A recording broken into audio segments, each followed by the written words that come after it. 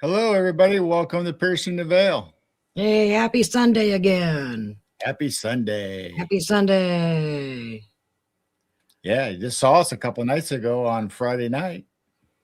Yeah, that was Happy Friday. Happy Friday, yeah. Well, welcome back, everybody. This is going to be a good show. We've had Justin, which is Mr. E, on twice now. We did mushrooms and it's Bob. Bob was the big network, wasn't it? Bob. And then he came back and we did the aquatic little creatures and things flying around in the sky that we could be seeing on our cameras. Could be. So tonight we're doing paranormal talk. Who knows what we're going to talk about? Never know. We'll have to see where this show takes us. It's going to be fun talking about all this stuff anyway. So I'll get rolling. I see Polly. Welcome in, Polly, and Gary, Blazer. Happy birthday, Blazer. Seeing my sister Mary, and I bet my sister Lori's here somewhere too. Moon at noon. Welcome in, Moon. Robin, welcome in. Mad Pax, good to see ya. Keep scrolling. Moon, Lori Ladd. She changed her name again. Lori. It was flamethrower Lori. I know. I like the flamethrower. I like the flamethrower Lori. Yeah. Hey, welcome in, Gail. There's Lori, Grace. All right, I better stop. There's Derek, Tina. Okay, I better stop. All right. Good to see you guys all in chat and hanging out with us. And we got you bigger on the screen, so hopefully that'll work out so everybody can see the chat better. And should I go over here? Thank you all for coming, and we'll go ahead and bring Justin and Jay up. Yeah, we got Jay with them today. Whoop, whoop. Whoop. Whoop, hey, whoop. guys. Whoop. Hey, guys. Thanks for having us. Yeah. Thanks for coming. And for your audience, Jay's real. Jay's real. Hey, Jay. I'm not an AI, I swear.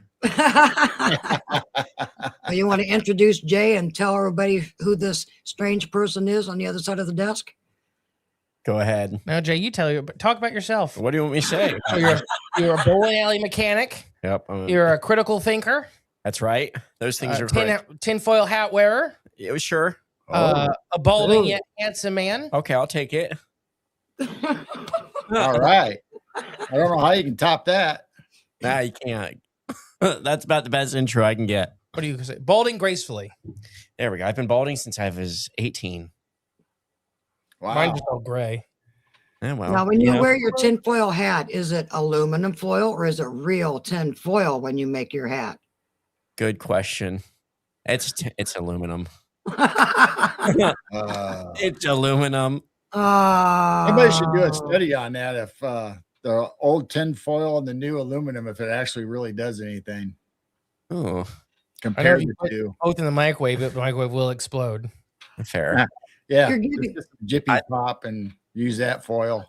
You're giving these guys ideas now. Uh-oh. That's scary. Be out there with like a gun. Will either one stop a bullet? We're just idiots. Blows a hole right through both of them. How many sheets of tinfoil would it take? Oh yeah. I feel one like of they those. did do that, didn't they? Did they? I don't know. You're gonna make Maybe me it Google seems it. like I don't something know. they would do. I know growing up, my friend had a 44 Red Hawk Ruger, and we shot in his basement all the way across his basement in his mom and dad's house. We had encyclopedias, and it went all the way to K. You're shooting in the basement. Yeah, we shot in the basement. Oh, that is funny. I would have been in big trouble. We weren't even allowed to have BB guns growing up. My mom's like, "You'll kill each other. You'll kill each other." The BB gun. My grandma bought me a paintball gun once as a kid, and that was a big problem. But that was about the closest thing I got to a gun ever growing up. But shoot, I can't imagine shooting a rifle in the basement. That's hilarious. Yeah, this is a Super Red Hawk 44 handgun, and it was loud, but we had ear protection. His mom and dad weren't home, but I'm assuming we would have got in trouble, but they didn't know about it. No, made it decay. That's great. Unless they went down and checked out the encyclopedias that we set up down the basement. Right. A hole into these encyclopedias. Yeah. Right through the middle. Gosh. That's great. Oh my gosh. Yeah, we're happy to be here. Yeah, really. I'm happy to make it to one. Like I said, I tricked him into it. He didn't know this was happening tonight until he got here. That's all right. Well, before we get going, what mornings do you guys have your coffee encrypted or Krypton and coffee or whatever that is? And then how often do you upload at night for your Cryptids of the Corn? Okay, so we do our live Cryptids and Coffee on Facebook and YouTube and all the streaming sites every Tuesday morning at 9 o'clock Eastern. So that's just like our warm up, but you can talk to us every week right there. Very accessible. But then we upload episodes actually Monday and Wednesday for Cryptids of the Corn. Every Monday, Wednesday, we have a brand new episode. And then we also do Freaky Fauna Friday every Friday. It's like a 15-minute animal centric episode. And then on Tuesdays is our Patreon paid service episodes. And then Thursdays, we produce a conspiracy show for a couple other guys that are in our network. So we have a show that comes out 5 days a week. Wow. You guys are busy. Yeah. It's fun. Wow. It's fun. But yeah. Yeah. So how you many can years find have you us been anywhere. doing that? How many years have you been doing the podcast? Started that since in 2021, right? November 2021 was our very first episode. It was, Wow. uploaded. We recorded in October, but it got uploaded in November. And been going strong since then. It just hit 2.5 million downloads. Oh my gosh. Wow. It's a big, it doesn't feel like a real number. It took forever to get, I don't know. It took forever to get to the first million. And then to get to like 1.5 million flew by. Well, when we hit 100. It took forever to hit, you're right, to hit 100 downloads. Yeah, we're like, all right. Jeez. People are still listening. That's like us. We started 3 years ago, and we thought, we had friends and family, starting off just like everybody else, and all of a sudden we got up to 100. We were the same way. It's like, oh my gosh, 100 people. Now we just celebrated 2,000 subs. Yeah. That's awesome. That's awesome. I know we don't really do hardly any of like YouTube or anything like that. And I know 2,000 takes a lot to get to. Mm-hmm. I'm kicking them where the thing is.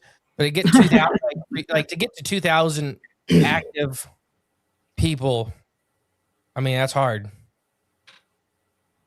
Yeah, we're happy. We're really surprised that we have 2,000, and it just keeps growing. So we're looking forward to see what happens this year. And come to think of it, I'm pretty sure today, the 29th, is our 3-year anniversary. I'm pretty sure it was the 29th that we just popped on and did a show. So tonight's a special occasion then. That's why you have it on. Occasion. There you go. 3 years and we're at 2,000. Thank you everybody for the subscribing and following us crazy people and sticking with us for 3 years. Yes. So in honor of your guys' 3rd year, I will encount tales of witches, murders, and demons. Oh, This is for entertainment purposes only. It all happened. Say witches, but wait. Oh yeah, witches. Yeah, you're right. At least 2. Yeah, you're right. I know there's So- 2 witches in the story. We live in a small Northwest Ohio town that has a lot of history. When was it founded? Was it 1853? 1850, probably 3. And it was Jamestown, Ohio. Originally, right? Originally, it wasn't Ada until 1889. Okay. Which we live in Ada, Ohio. Mhm. Yeah, and it got named after the postmaster's daughter. If anybody's ever seen the Balto movie, where they have to go and get the glowing red penicillin liquid to save the kids in the community, that happened here in Ada, Ohio. Not the Balto movie, but that same kind of thing. The postmaster basically had to travel to get medicine for a bunch of sick kids. So the town, in honor of him, renamed the town after his daughter. Oh, Wow. okay. Because it was just like generic Jamestown. I mean, there's like 4 Jamestowns in Ohio. But it's a weird little town too A lot because of cults. yes, there's that, and we're a small, tiny town, but we have a university here, a very large, the number one Midwest or university in the Midwest, is so they say on the billboard outside of town. Because it's Ivy. It's not Ivy League, but it's Ivy League Equivalent. something like that. It's like that's one of the top law schools, one of the top pharmacy schools, one of the top. I know it's law and pharmacies. Like in engineering, it's one of the top engineering schools. It's just in nursing. It's even got a big nursing program, and they're all like separate schools. my neighbor used to run that. That are what? Used to run the nursing. Oh, program. gotcha. But they're all like separate schools, all combined into one school. So they got like 5 different deans. It's really strange.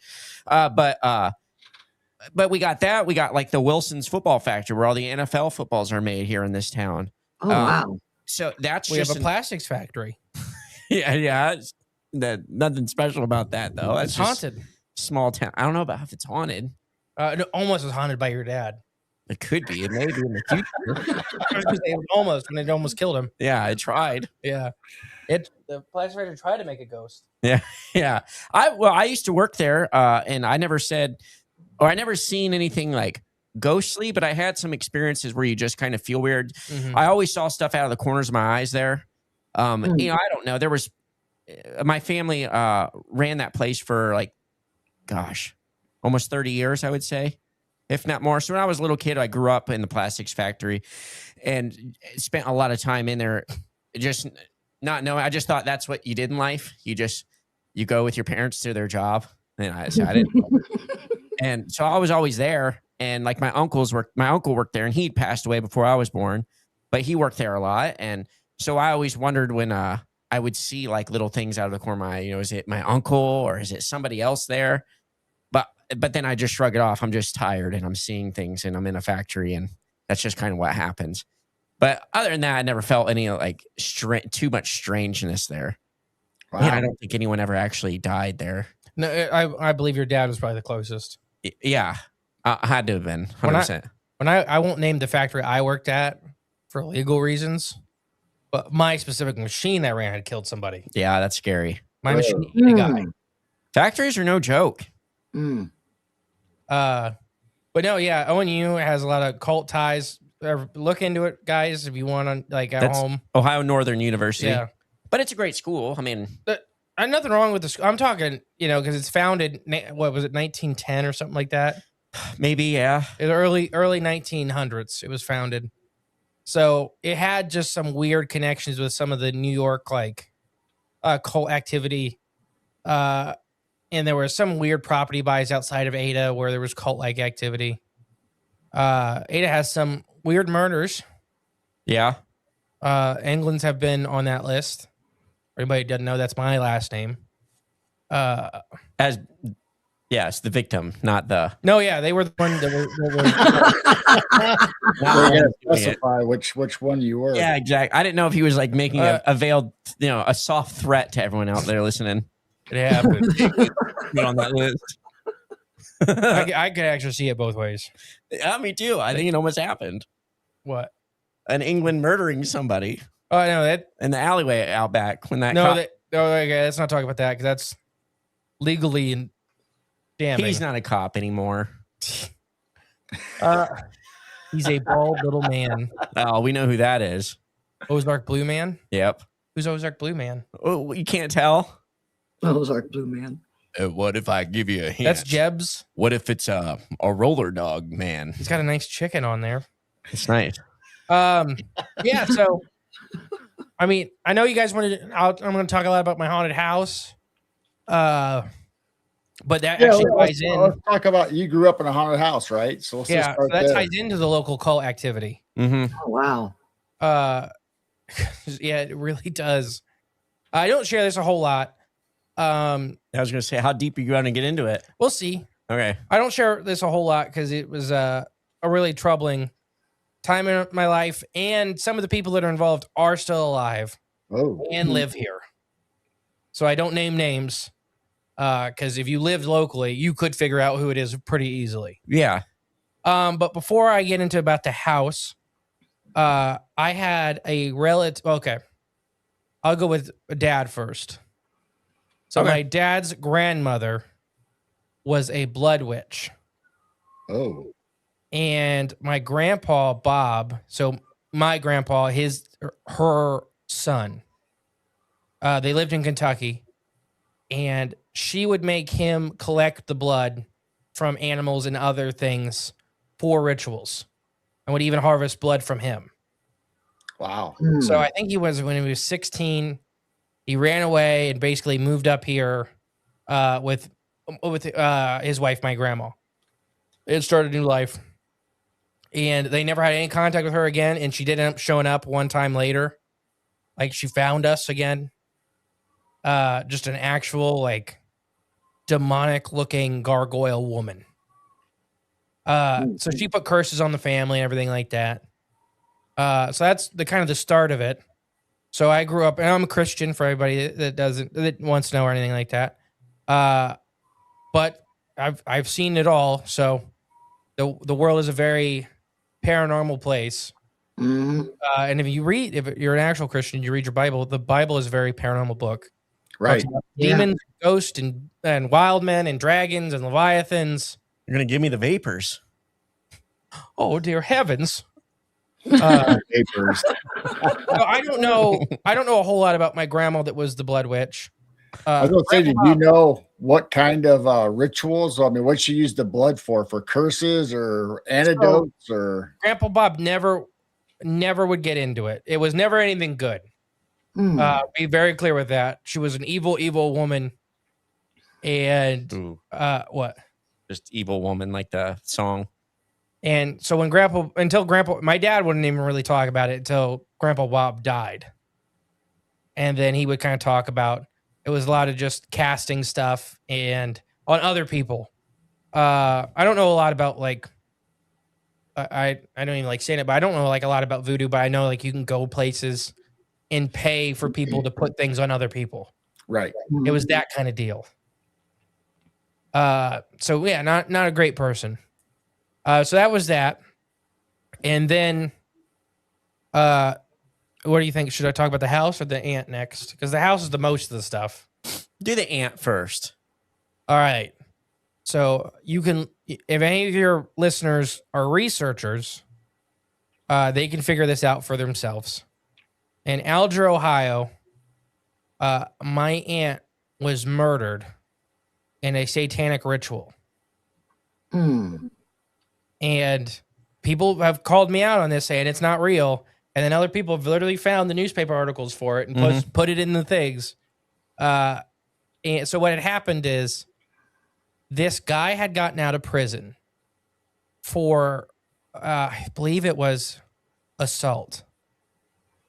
And he worked with my aunt and her friend for like 6 months at their factory that they worked at.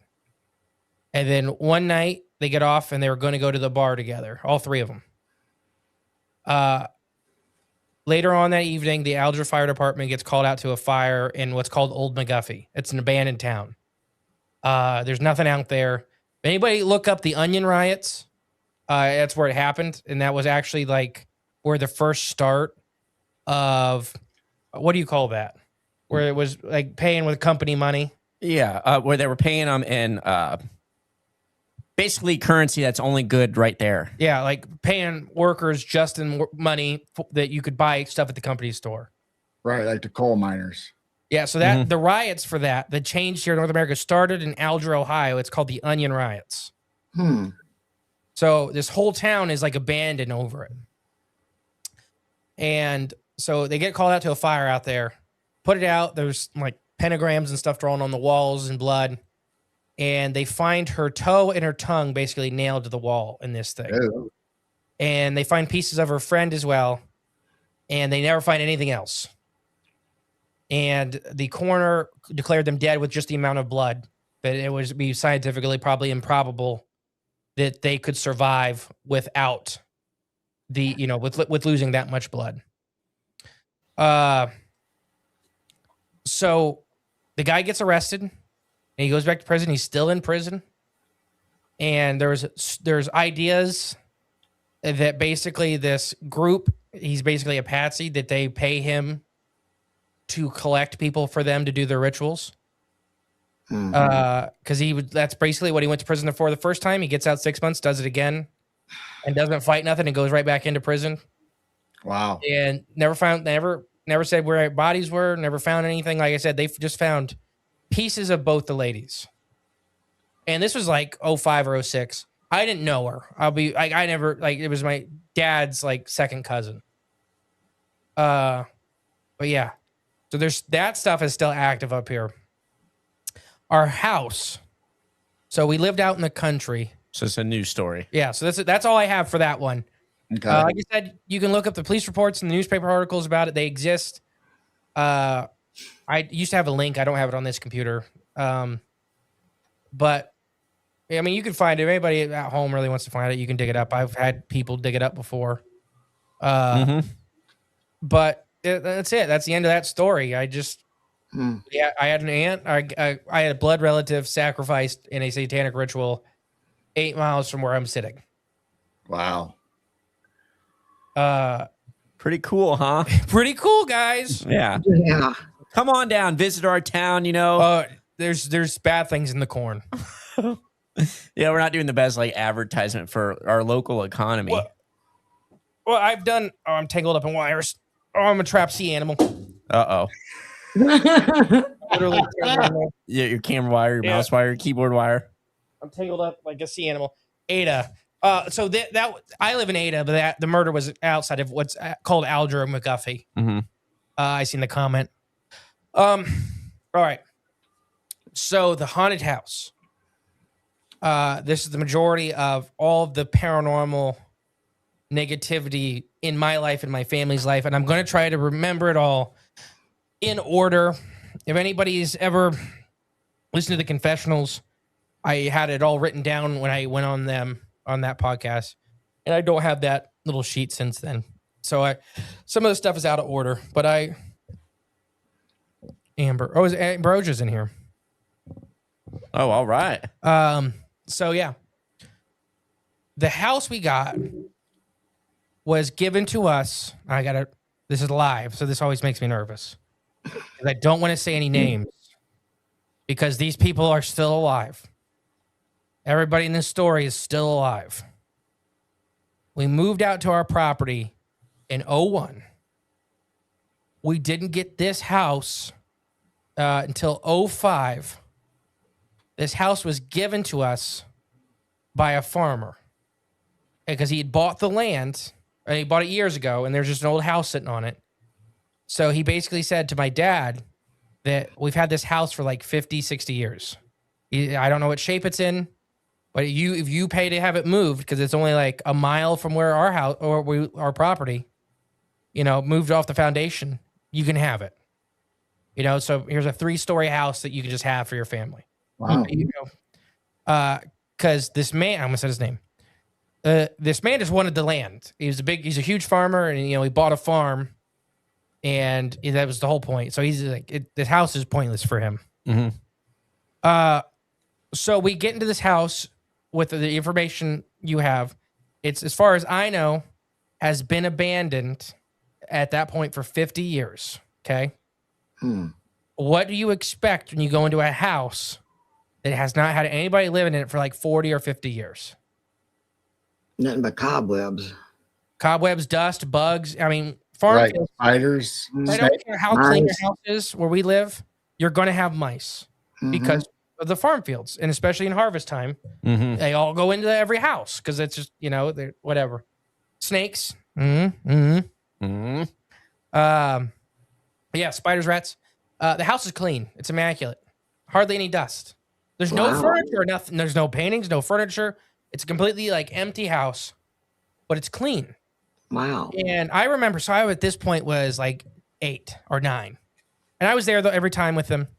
And my dad was, it was like, it's just weird. And I remember my dad and my grandpa Ray, my mom's dad, were talking the whole time about how it's just strange. He's like, there's no raccoon poop, there's no rat or mice droppings.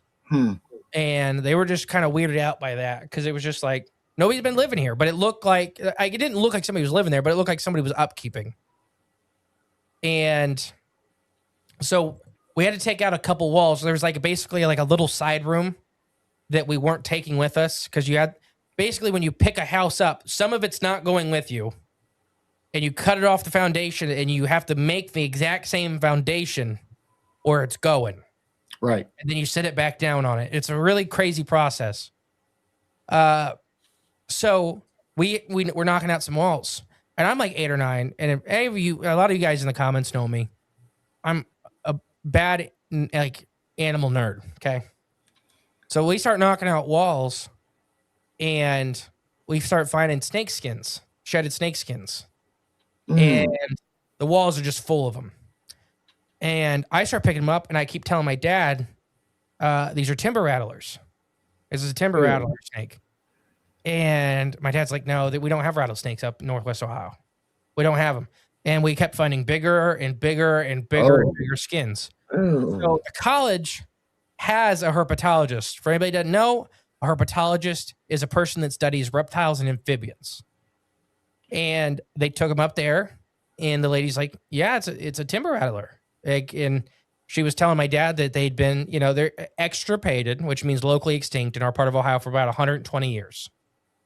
So they did live here, but when the farming really started getting, it's just they were gone. They just disappeared, from being just chopped up by plows. So my dad's like, well, that's why there's no mouse poop in here. Because, there's so many snake skins in the wall that it reeks of snake for them, so they're not, for everybody doesn't know that actually works. People would actually get, when I had pythons, the skin and put it in like mouse holes and stuff, and it'll keep mice and squirrels out. Because they don't want to go where a predator is, and it stinks of a predator.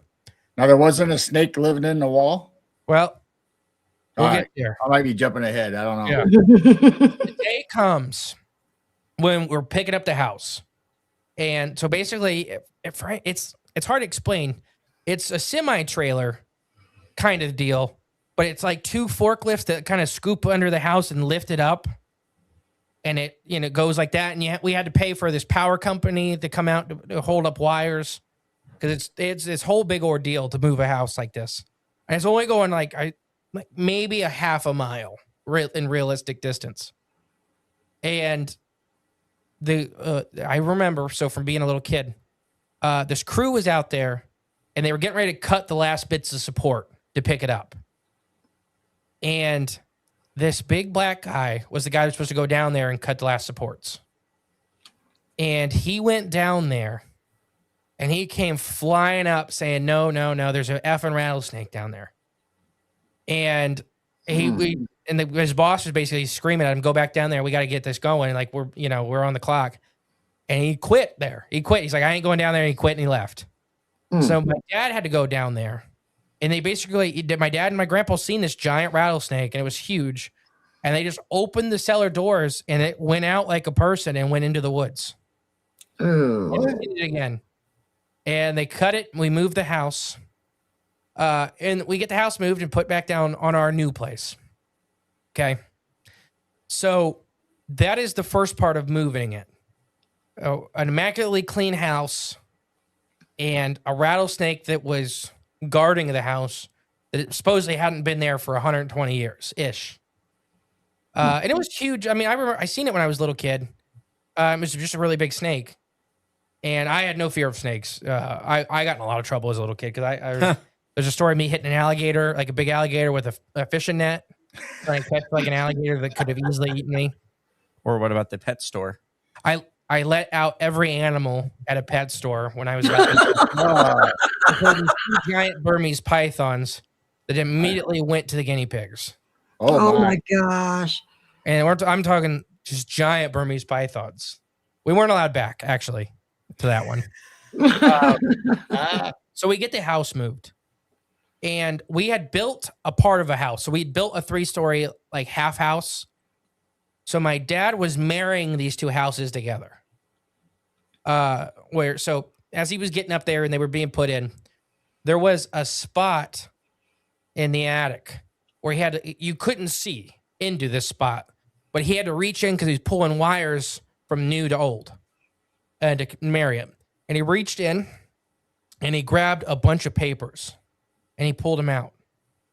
And I remember he showed me and my brother, Luke, and he was talking, and they were ritual papers.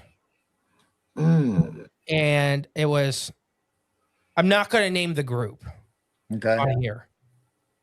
It is a known group of, I say satanic, some people don't. But this group, it's specifically a women's group. It was their ritual papers. So my dad burned them, and he warned us. He's like, somebody's going to come looking for these and be wary. And not like that same week, the guy who gave us the house, his wife comes and she's like, hey, Billy, I was wondering if you found any like family documents I had in there. And my dad's like, nope. And she looked at my dad and she's like, are you sure, Billy? You didn't find anything? And he's like, nope. And then she left. And my dad came right over to us and he's like, you remember that for the rest of your life. Because she knew what I did. And she was, accosting us for it. Oh. So what I think was happening, and it plays in more to later, that she was using this house for rituals. And her husband didn't know. He didn't know anything. As far as his mind, it was just an abandoned house that was sitting on property that he wanted to start farming. And if she spoke up about it, then there's, well, why? Why do we want to keep this house? Like, so it gets weird. But that's kind of the first stuff. And I shared my Bigfoot stuff last time we were on and stuff like that. That gets into it. And like I said, this organization has buildings you can see. And I remember I was probably 10 when this happened, but I'd seen this stuff. And it was explaining all this stuff. So the next kind of collection of stories are all kind of like small stuff. Everybody had a paranormal encounter in this house. My aunt and uncle ended up living with us for a time and their 3 kids. I have a total of 6 siblings and my mom and dad. So even though it was a big house, it was a full house. And everybody had this random it got to the point over from like, let's say 05 to like 11 or 12 to where we kind of stopped paying attention. And you don't realize you live in a haunted house. And I'm sure some of your viewers and listeners have that same kind of deal where it starts off small, like the frog in the boiling pot of water. Right. It gets incrementally, and you never realize it. And I didn't know until towards the end how horrible our house was. So everything, like phantom footsteps. So I got 2 stories with phantom footsteps that happened to me. The one, I was on the phone with my best friend Nick growing up, and if anybody's heard when I talked about my Bigfoot stuff, Nick's dad was involved with that heavily too. Because they lived on our same road, like our driveways were maybe 200 feet from each other. Nick's dad was a tank driver, an MP, military police, a SWAT guy. He would do anything for anybody, but he was a tough man. So I'm on the phone with Nick, and I'm home alone, and there's clear as day. Nick even heard it on the phone. Somebody walking in the room above me, like footsteps. And I'm like, Nick, there's somebody walking, and there's nobody home. And then my phone died out of nowhere. And I'm not saying I wasn't at like 10% or something like that, but it wasn't like blinking red and then it died. It was just zapped. Maybe 45 seconds later, Nick's dad's flying down our driveway, and he tells me to go sit in his car. And he had 2 guns, and he searched the entire house SWAT style. Every closet, every nook and cranny. And he came back out and he said to me, Justin, there's nobody in that house. I went through everything. And he's like, I'm going to take you to your grandma's, and your dad will be home in the morning, and we'll deal with it in the morning. And because he did the same thing with the Bigfoot stuff. Because he did. And I bought my grandma's house, and yes, this house is completely different than that house. If anybody has lived in a family home, it's a whole different feeling. Anyways, and then nothing came of that. My adopted sister's boyfriend, his name is Matt. We got off church, and Matt raced to our house to scare my sister. And we have what's called the game room and the game room closet that was upstairs. And that closet has its own stories. But Matt got pulled in, ran upstairs, and he hid in this closet. And he was going to jump out and scare my sister. That was all he wanted to do. And he's sitting in there, and he hears the door open and close. And he hears somebody walk through the house and then walk up the stairs and then walk into the game room and stop right in front of the door. So he said he's thinking that whole time, okay, there's a coat hanging out. There's something. You know, there's something's hanging out the door, and she knows I'm here. So he jumps out and he tries to grab her. Nobody's there. Oh. And he goes downstairs and he watches us pull in from church. And that was the last time he ever came to our house. And wow. he broke up with my sister shortly thereafter. And I don't know if it all was for various reasons, but he would never come back. He would never come back no matter what. I'm trying to think. Recently, we had a downstairs bathroom that nobody used. Oh, I'll talk about the game room closet. Okay. The game room closet. I don't know what it was. All of us kids would run past it. We hated the game room. My dad built this is when the Wii was big, like this whole Wii game room, and he built it for us, and nobody would ever stay into it. Like nobody liked this game room. The closet always reeked of cat pee. Didn't have a cat. Oh. No matter what we would do, it would smell. My mom would clean it. It would smell fine for a couple days. Cat pee. It was just weird. Like there was, and I'm sure your viewers and listeners have had that. Like Jen Jay was talking about earlier, like that feeling. You just get that feeling. My dad had several encounters so in their bedroom there was a little square that would go into like the crawl attic. Like there's just insulation and stuff up there, but it would, every time he'd come home, it was open. So he went in and we assumed it was from like, everybody knows, like, for example, this house, if you open the front door, the upstairs door slams. Right. Vacuums. So he was just thinking it was something with that, somewhere it's just puffing that door. Like, I mean, it's just a little tiny piece of not particle board, but like paneling. Yeah. So it weighs nothing. And so he went in from the top and he screwed it shut. And he came home the next night and it was open again. Oh. Something had ripped the screws off it and threw it to the side. So he left it open after that. He's like, there's no point. I'm trying to think, because there's a lot of stuff happens after one big encounter. So I'm trying to remember all the small stuff. We had the downstairs bathroom it was this, I didn't know. I didn't remember this until like a couple years ago. is my sister was looking at the house at a Zillow listing, and she was asking my mom, why did we paint the downstairs bathroom blood red? Because we moved out of there when she was maybe 9 or 10. So she had some stuff, but she doesn't remember a lot of it. And she's like, why did we paint the bathroom that color red? And my mom was like, well, the walls would always run red from rust. So we just painted it that color. The walls would bleed, and we just kind of took it that there's no metal in there. And we just told ourselves it was rusting. And there would be rust streaks on the walls. Then my mom got tired of cleaning it, so she had my dad paint it blood red. Oh, wow. Oh, wow. And none of us thought it was weird because you're living in it. You know, you're just like, it just does it. I don't know. It just happens. It's how life is. Gosh.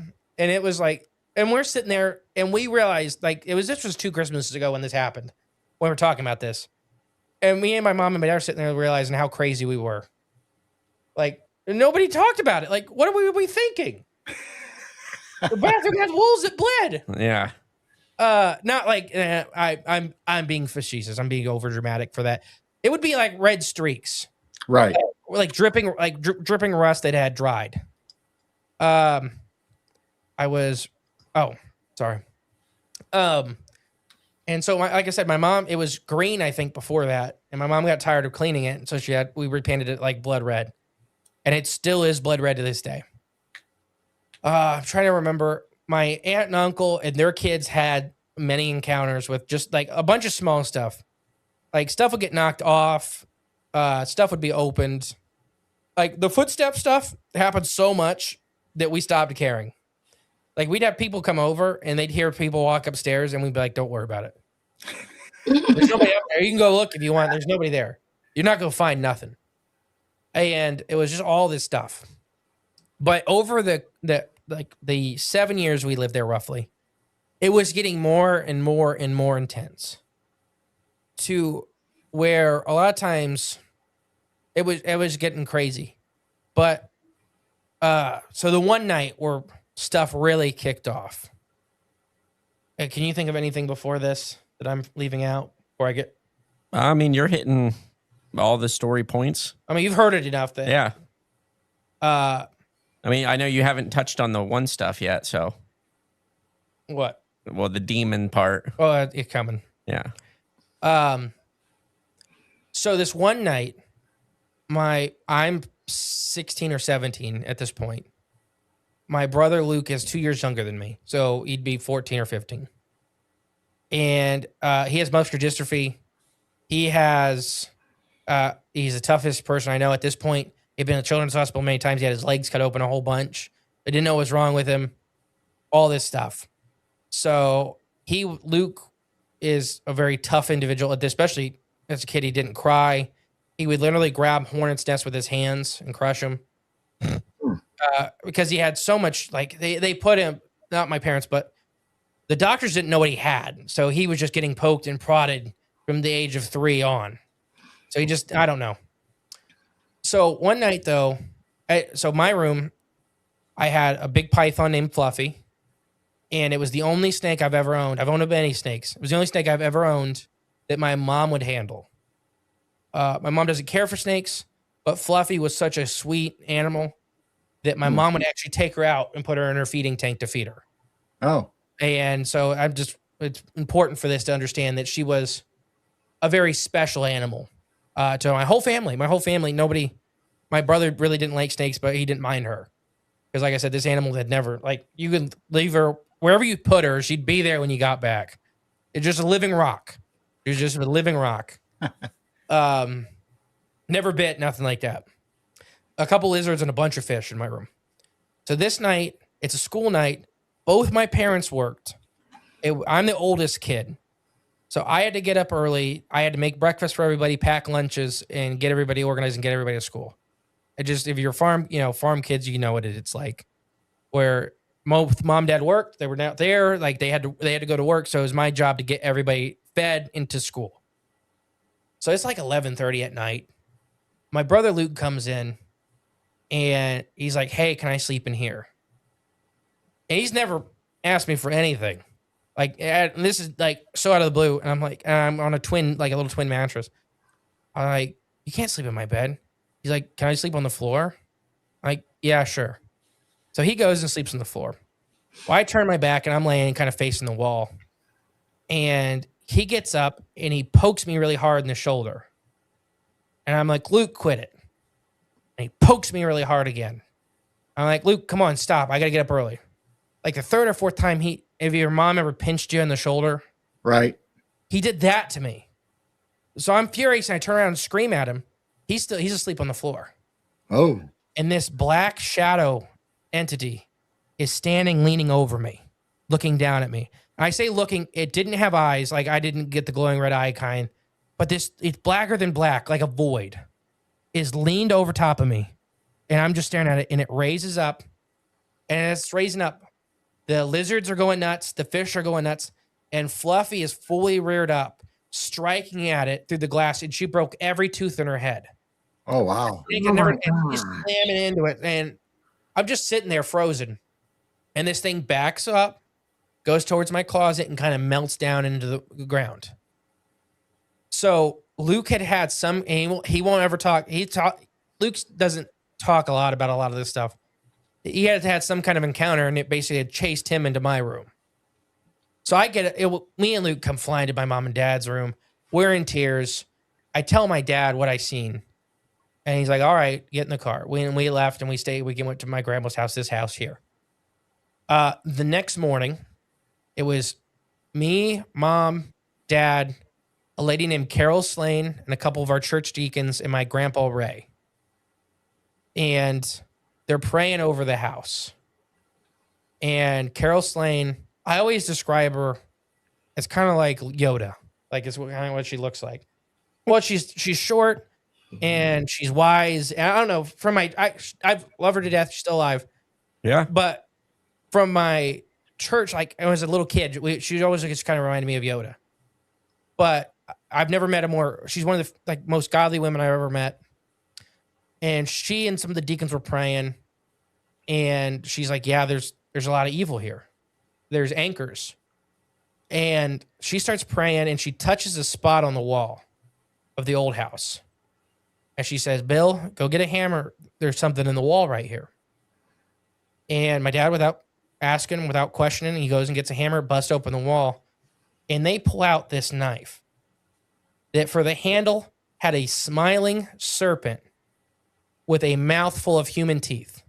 Oh. But keep in mind, this is the bottom story of a 3-story house. You can't get into this wall. Like you would go into the attic and drop something down here. Like you can't retrieve this. And my grandpa became obsessed with this knife. He wanted to keep it. He's like, it's an antique. We got to keep it. We got to keep it. And so Carol and the rest of them kept praying. They found a bunch of coins. Every time Carol touched a wall and my dad busted the wall open, there was a coin there or something. Every time. And then eventually, they find half a dozen things. And Carol's like, there's more. But there's a lot. And my mom had non-Hodgkin's lymphoma at this time. So we had to sell the house. We lost our farm. But there's a little bit more to that because this was the next month and we moved here. But every time she touched the wall, there was something there. And my grandpa was like, I don't know why I was obsessed with that knife. It was spiritually attacking him. And I mean, he was fighting with our church deacons about wanting to keep it. Oh. And they destroyed it spiritually because you can't just burn these items. Right. Anyways, so through our research and with this group, basically, we think that they were doing rituals there in this house, and they had tied a spirit down. These are called anchors, essentially, in this kind of group. So these items, they don't really control the entity, because apparently my uncle had seen it. Once I said I seen a black shadow creature, everybody was like, oh, thank goodness. Not because everybody felt like, okay, I'm not crazy. Right. My uncle had seen it in the garage. My cousin had seen it walk through the living room, and everybody apparently had seen it, but everybody's too scared to tell each other because what are you going to say? I seen a black hole walking through the house. So is it only happening on the section of the house that you guys moved, or the whole thing? House. It invaded the new house too. All right. All the anchors were in the old house, but so basically, Carol had told us that there's too many to get rid of. Like there's nothing we can do. Like you got to find them all, but the thing is tied to them. It is like how I was described to us, like a junkyard bulldog on a chain. It's not loyal to anybody, but man, that chain's only so long that where it can go, and it's going to attack anything it can get to. So the people doing the rituals in this house were using this thing as a protector of secrets, essentially. Okay. In my opinion, this is opinion through what we've talked with some of the elders in our church and through what we've kind of found with these stuff.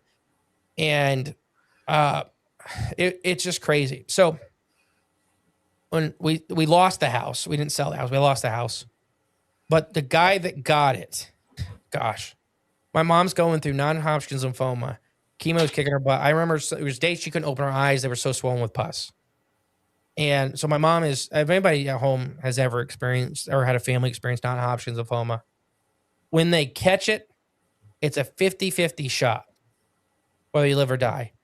It's not the most aggressive form of cancer, but it's up there. And so my mom, we didn't know, and the guy that got the house would not leave us alone because he kept calling and saying, your boys are out here trashing this place. Keep them out. And my mom was like, none of us are out there. We don't go. We don't we're not bothered. We're not interested. And he kept calling. Somehow he got my mom's number and he kept calling and bugging. So finally he called and he's like, and you can hear stuff slamming on the phone. He's like, I got it. I got one of your kids locked in this room. I got my gun. Admit it's one of them or I'm going to shoot him when I go in there. My mom's like, all my kids are here. Do whatever you got to do.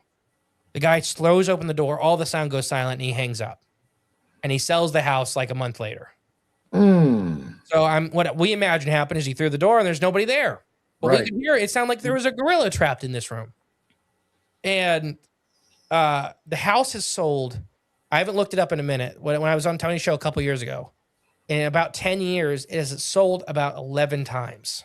Oh my gosh. Wow. One time it sold for $34,000 and it was like 15 acres and then a 3-story house and a big barn and all this. The people that own it now don't live in it. And I don't know them actually, so I can't say that for certain, but there's basically a trailer that sits in front of the house.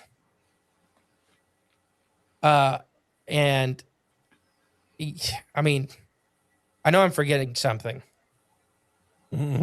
Like what? I don't know. I just feel like I'm forgetting some part. But I mean, it was like I'm saying, like my aunt and uncles all had encounters. I mean, minus the Bigfoot stuff, but they've heard some of that because that was kind of happening in tangent. Yeah, or tandem. Yeah, at the same time. Yes. So that is the haunted house. I've had spiritual stuff happen, but that was like all of that was scary. It was horrible, and you don't realize. It's kind of like being, I guess, oppressed. My mom got pushed down the stairs by the thing. Or she said she felt a hand get, just shove her down the stairs, and that happened to my adopted brother too. Stuff like I watched a pop can. It's weird to think about this now, because during that time you think of all kinds of reasons why it just happens. I watched a pop can fall off a counter one time. And I'm just like, oh, it's a condensation. And it rode that and it just fell. Oh, yeah. And no, it's not but the guy that had all those problems, he was trying to renovate the place and resell it immediately. And in our thought, it was whatever that thing was not happy. Right. He is doing that. He's tearing the house up. Because we hardly did anything once we got him married to the old house. And it was kind of like that stuff where I don't know, we were kind of being led not to do anything. But I mean, just sickness. every one of us had some kind of chronic illness in that house. And I could go back to my great grandma being the blood witch and putting curses, because we had the deacons break a lot of those curses and pray and stuff like that. And I'm telling, like, so my brother's got a type of a muscular dystrophy that when I was a kid, there was 4 other kids that had his type, and they all died by 4. And he is 20. How old am I? He's 28 now. And they told us he wouldn't live past 5. Wow. And like, it's such a, it's a one, I don't remember the actual numbers, but you have to, like, for his type, like, both parents have to be recessive carriers. And it's such a small number. It's like I don't carry the genes. All of us had to get tested once they found out what it actually was, to see if we genetically carry this or not. None of us did. So technically, he can't even pass it on because he's exhibiting the trait. It's a weird thing. Genetics, Punnett squares.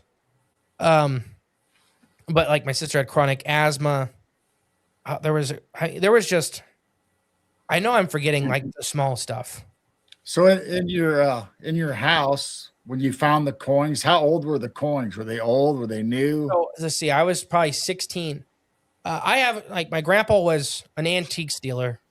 So I have hammered coins that he left us, and they all look like that. So if anybody doesn't know, like, a hammered coin is literally, they put like a piece of metal into like half mold with the hammers the other face, and they slam it down and they make a coin that way. Right. All the coins look like that. Well, I couldn't tell you. I mean, doesn't mean they weren't made 50 years ago, but that's how they looked.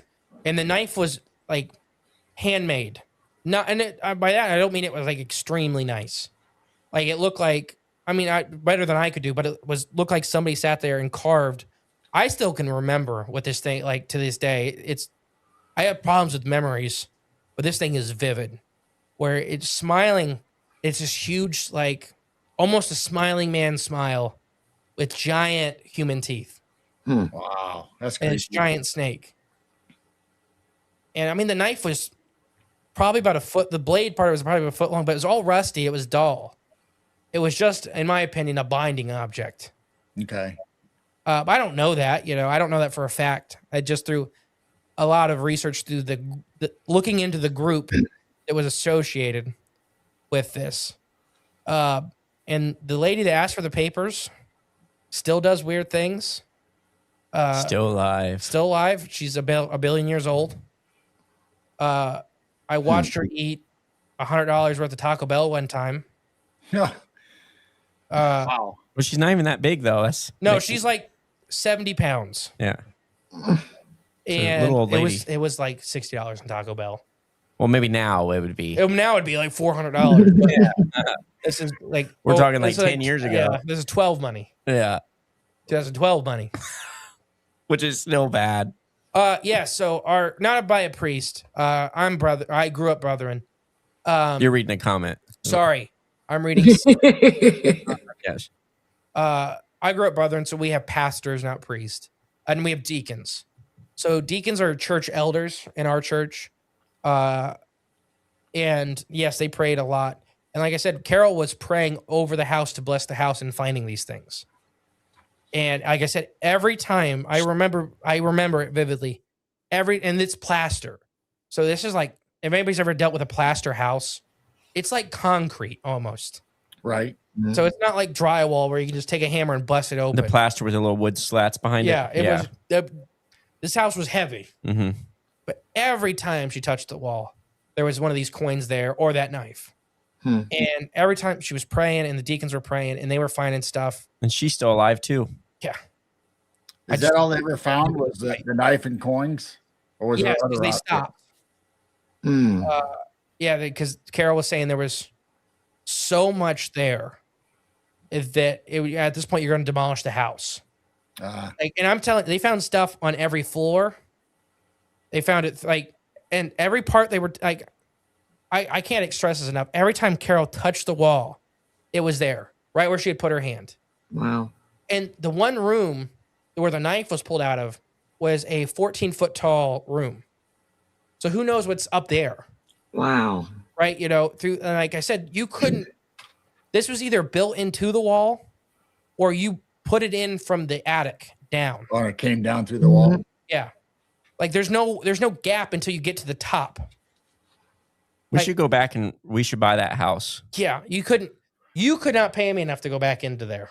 Come on. Mm. Like I said, and then a friend of ours was going to buy it, and we begged them not to. And oh, sorry. So I had my dad actually. Here's one I've left out. I knew I left something out. My dad's still alive, for everybody. My dad died twice. Oh, He's legally dead twice because that house.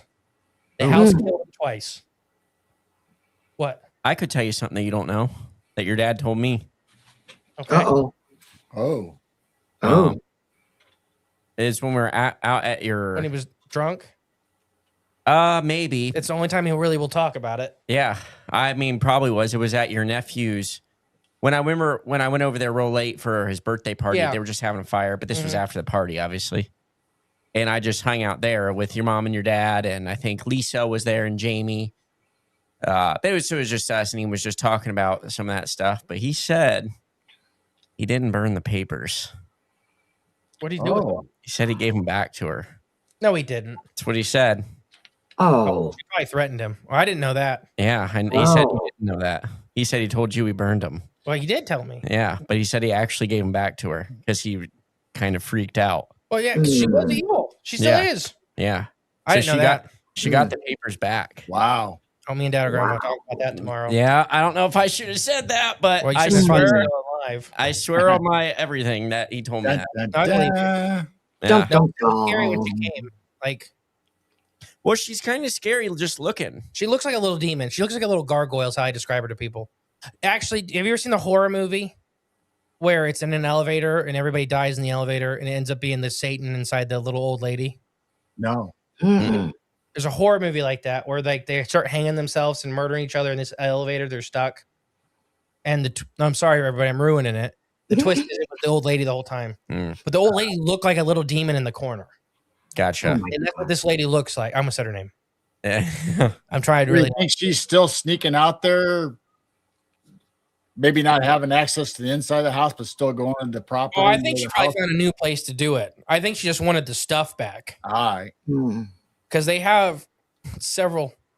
So So her where's the knife at? grandson was given a house by his grandpa that they don't live in because it's haunted. Out at their place. Really? Yeah, So it sounds similar, huh? yeah. Is what Which you're is saying? which I think is where they went next because they bought that after that place. Oh. Yeah. So the grandpa gifted this house to his grandson to live in, and he couldn't live into it. He spent like 2 weeks there with his wife, and then they moved.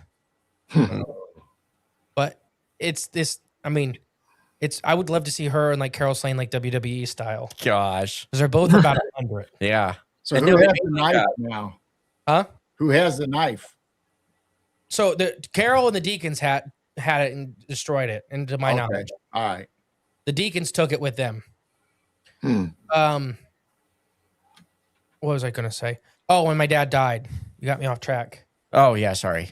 So when Dad was working on the house, on the roof, he fell off the house on the way down. He hit the ladder, knocked the ladder off, so the guy he was with couldn't get down, and they didn't have cell phones.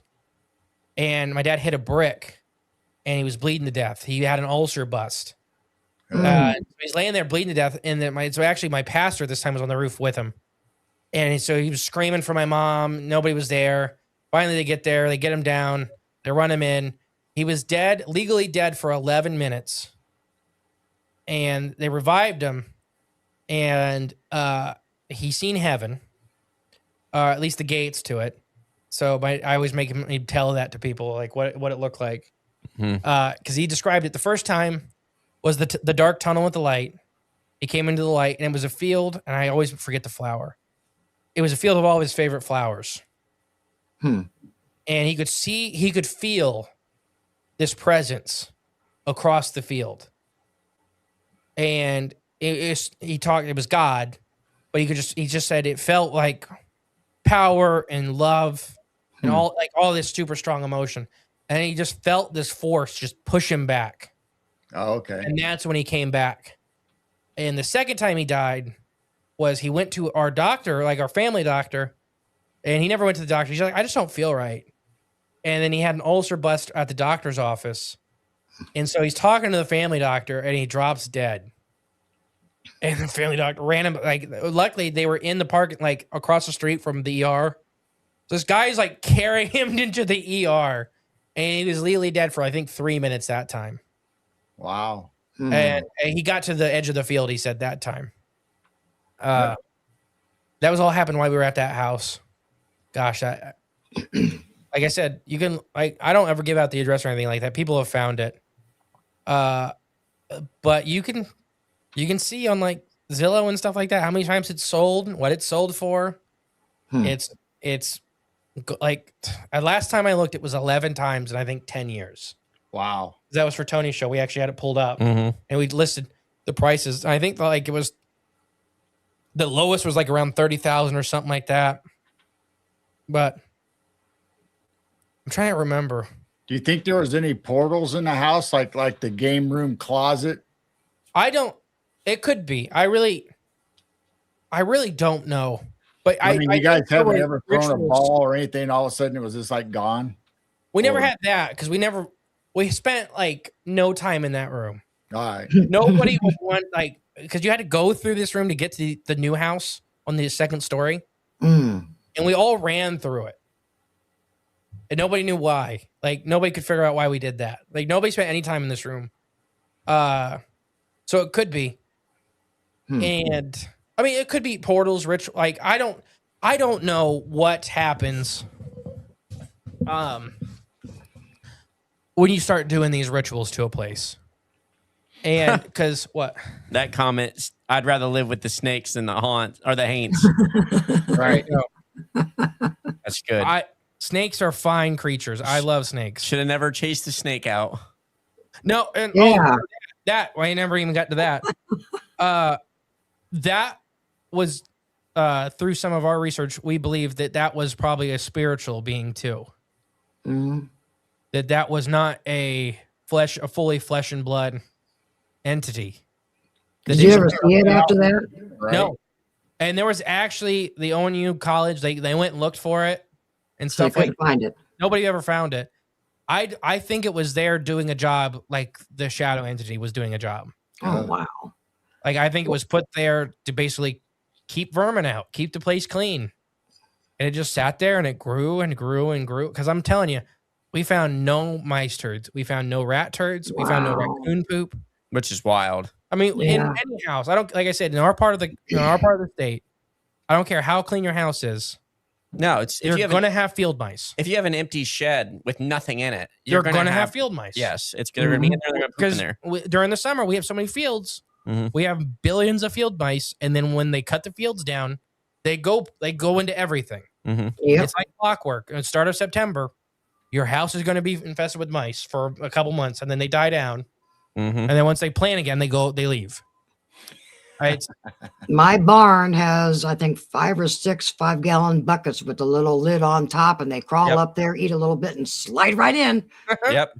And then I evict them out, and the owls get them, and the stray cats get them, and there you go. So earlier when you talked about that snake, when you guys opened up the doors, I thought you said it ran out like a man. So it came straight out, went up. So it was the basement, right? Or the crawl space, but it was like 4 feet tall. So there's a set of steps, like a storm cellar to go down. So that's where the big black guy had went in and came out. My dad and grandpa went in there and seen it, and they left it open, and they were like, hopefully it leaves. And it literally didn't run out, but it came out, slithered up the steps, and went into the woods. Like the best way I can describe it is like conscious. Like it knew I guess it's time to leave. And I actually took venomous snake handling in college. I've worked a lot with venomous snakes in southern US.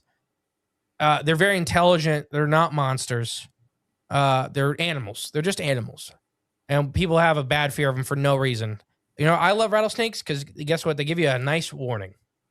Every time I dealt with them in Arkansas, You hear them about 20 feet before you see them. And I wish everybody was like that. Unless you're in Texas now. Well, they did that. People did that.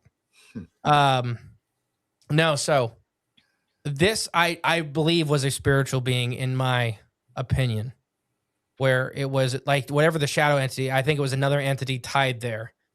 And once they went down there and started cutting the last ties of the foundation, I don't know if it was released or if it could escape. Like I said, I don't think they had control over the shadow entity. I think it was chained there too. It was these things like Carol would put it, was like anchors, that they are using these items, spiritual items, to tie the creature down to the spot. Okay. And for whatever, for protection, like I said, like basically for everybody, it's like a junkyard dog. Like it's just this big Rottweiler that's mad at everything.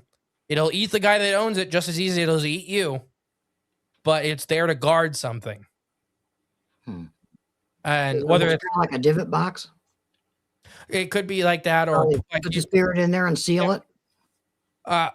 So whether it's like you're talking about portals earlier, I think it was to guard the ritual site. In my opinion, but like I said, I don't know everything. I just know what I experienced and what we've seen through research and what some of our deacons had told us and stuff like that. I know that place held real evil, and I think that woman's organization is what basically poisoned the area there. I really think how do I explain this? Whether it was a bunch of different entities and they could come and go kind of deal. Mm-hmm. Like maybe all the footsteps weren't that shot. What? I'm just over here being nice. I'm getting roasted in the comments. Yeah, Ozark really loves you. Yeah, what's going on here? Oh, is it Jeb? Yes, it's Jeb. Well, you're mean to him a lot. Well, I guess what goes around comes around. Well, you said it's been sold many times. What if one of those owners got so spooked and said, hell no, and burnt the place down? What would have happened to those things? I think they get released. I think they would have gone to the neighborhood. Yeah, they could go wherever. So I think that's what happened with the snake, is that whatever was tying it there, we broke it when we were moving the house, essentially. Okay. We released it. Basically, stranger things would happen here. Yeah, there you go. I wonder why they never bought back the house. Huh? I wonder why the woman never went back and bought the house when it was up for sale. I assume that they moved on. That they, like I said, the other spots that they owned, they bought several of these properties. Oh, wow. This is not the only one. Like I said, wow. The grandpa gifted a different house that we were very close with the grandson, and he has told my family about. It is so haunted that they couldn't spend a week there. And there's just a bunch of farmland around. Yeah, like 90% of our county is farmland, easily. Yeah. With old abandoned properties, houses. He's one of the largest landowners in our county, and that's what they do. You know, when a farm comes up for sale, he buys it, and they come with a little house. Well, he doesn't want the house; he just wants the land. And most of the time, the houses are unlivable at this point anymore. Right. But they're still there. They're everywhere. Mm-hmm. We have tons of abandoned-ish houses. So when we finally moved it, and I guess now I learned that she got her papers back. Yeah. But that's they don't care. Like, she never wanted it back. She wanted the stuff back. Right. And then when she got that, apparently, Dad, you're watching this, I'm mad. Yeah. I figured I should tell you. But I think that she had moved on and her group had moved on. And I at the time, I don't think this was the only place they were doing this stuff. Okay. But like you were asking, if somebody burns down that house, because believe me, it crossed our mind several times. I really think that stuff would be released. It doesn't, I don't think that those entities wanted to be there any more than we wanted to be there. And I think that's why they were so violent towards us towards the end, is that we were what it could get to. Right. And I mean, just like an animal, like a kid, like a person, when they start lashing out, it's whoever's in reach. And man, it did not. I'll tell you, my mom read the Bible one time, and that's I can't remember if she got hit in the back of the head or pushed, but she was when we were reading the Bible out loud to these things. They do not like it. Yeah. I was going to ask you that if you guys, since you were Oh, Christians and went to church, did if it a you lot. ever came out and said, "In the name of Jesus, leave me alone." We did it a lot. Okay. And we had crosses, and it would never mess with the crosses or anything like that. Hmm. Like I said, I don't think it could leave. I think it was tied It there. was bound And- there. Yeah. Yeah. And so, as much as I don't think it was a good entity, I think it was a very evil entity, but it was chained there against us. And so, whenever like we were rubbing it or the wrong way, being what it's from. But I think when she moved on, I think she did it to other places. I think they did it to other places at the same time. Like I said, when the murders happened, they burnt down that ritual site. And if the firefighters didn't get there in time, there would have been no evidence. It would have just been a random abandoned house that burned down. How many of those do we have happen? How many houses burnt down in Ada? Well, for various reasons. Well, the it one was a happens meth often. house, but Well, about 3 of them were. But I mean, in Hardin County where we live, how many random fires? I mean, we had 2 last week with the winds. Yeah, that is true. Actually, They're yeah. all over the Midwest right now. I know a guy that he just bought what is it, an RV to live in because his house just burnt down in Alger. Yeah. So you have all these old houses burned down Mhm. all the time around here. But like I said, if the fire department didn't get there in time, they would not there was so much blood and pieces nailed to a wall of people. And this happened. And people have told you've seen the articles. Yeah. This happened. And it didn't happen in 1980. It didn't happen in 1970. It was like 05, I believe. Like it was just, not that long ago. Mm-mm. And these people are still active. And I don't know how she's still alive. Because I remember being a little kid and she looked like a little gargoyle demon. And she's almost 100 now. Wow. Still driving, still walking around. I can have some guesses. So with the kind of What stuff she's she's playing doing. with, it's all borrowed, right? You're borrowing power, you're borrowing things. Like the entity she tied, and it could be several entities. And like you asked earlier, if it's a portal, things coming in, it could have been things coming and going. Right. And they were using, depending on what kind of rituals you're talking about, it could be stuff where they're conversing with more intelligent entities. Because I don't think the thing that was there was highly intelligent. It seemed much more animalistic, and at least in its behaviors, and it would just seem like it was angry. And but there was no talking, and we didn't have any of that. Like no get out, nothing like that. But it was violent attacks, scratches, those kind of things. Pushes, like I can't tell you how many times we fell down those stairs, and it was just a bad place. Wow. Man. But yeah, I think Black-eyed children. And so no wonder your cornfields are haunted. Oh gosh, yeah. Black-eyed children of the corn. There you go. I'm trying to think of anything else happened that wasn't, because I told you guys last time about the Bigfoot stuff that happened out there. Right. Now you can And that- repeat that. We might have some new people in the audience. So you can go ahead and repeat that story. That was the same. The same property, same time. Where me and my brother ended with us seeing but a Bigfoot moving stuff and like outside stacking stuff, the knocks, stealing horse grain.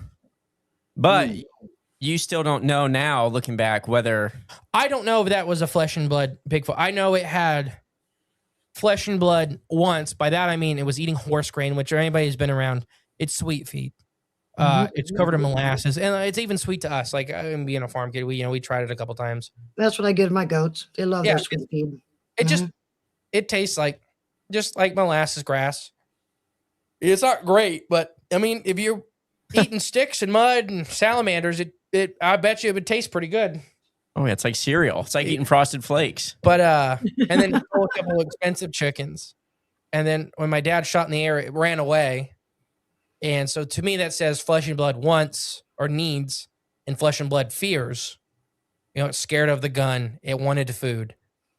But we've talked about on our show a lot that 80% of Bigfoot encounters, if they happen inside a house, you'd call them poltergeist. Smells, noises, stuff being thrown. I Right. mean, how many of those Bigfoot encounters you have, or they never see Bigfoot? Bluff charging, getting charged, and there's nothing there. there. I mean, how many of you guys have heard it? People at home, how many times have you heard it where you have stuff, you hear these bluff charges and there's nothing there, but it sounds like a 500-pound gorilla's running at you. Yeah. Yeah. If that happened in a house, that's a poltergeist. So I don't know. I really don't. But I can tell you what I experienced. And this is why I never doubt anybody's experience. Because I've experienced stuff that I took years to believe that I actually had happened to me and us and as a family and stuff like that. And I just don't know. You couldn't, like I said, Tony's talked about buying the house a couple times. And I said, you could not force me back onto that property. We should buy it and then sell it to Zach Baggins. He would burn it down.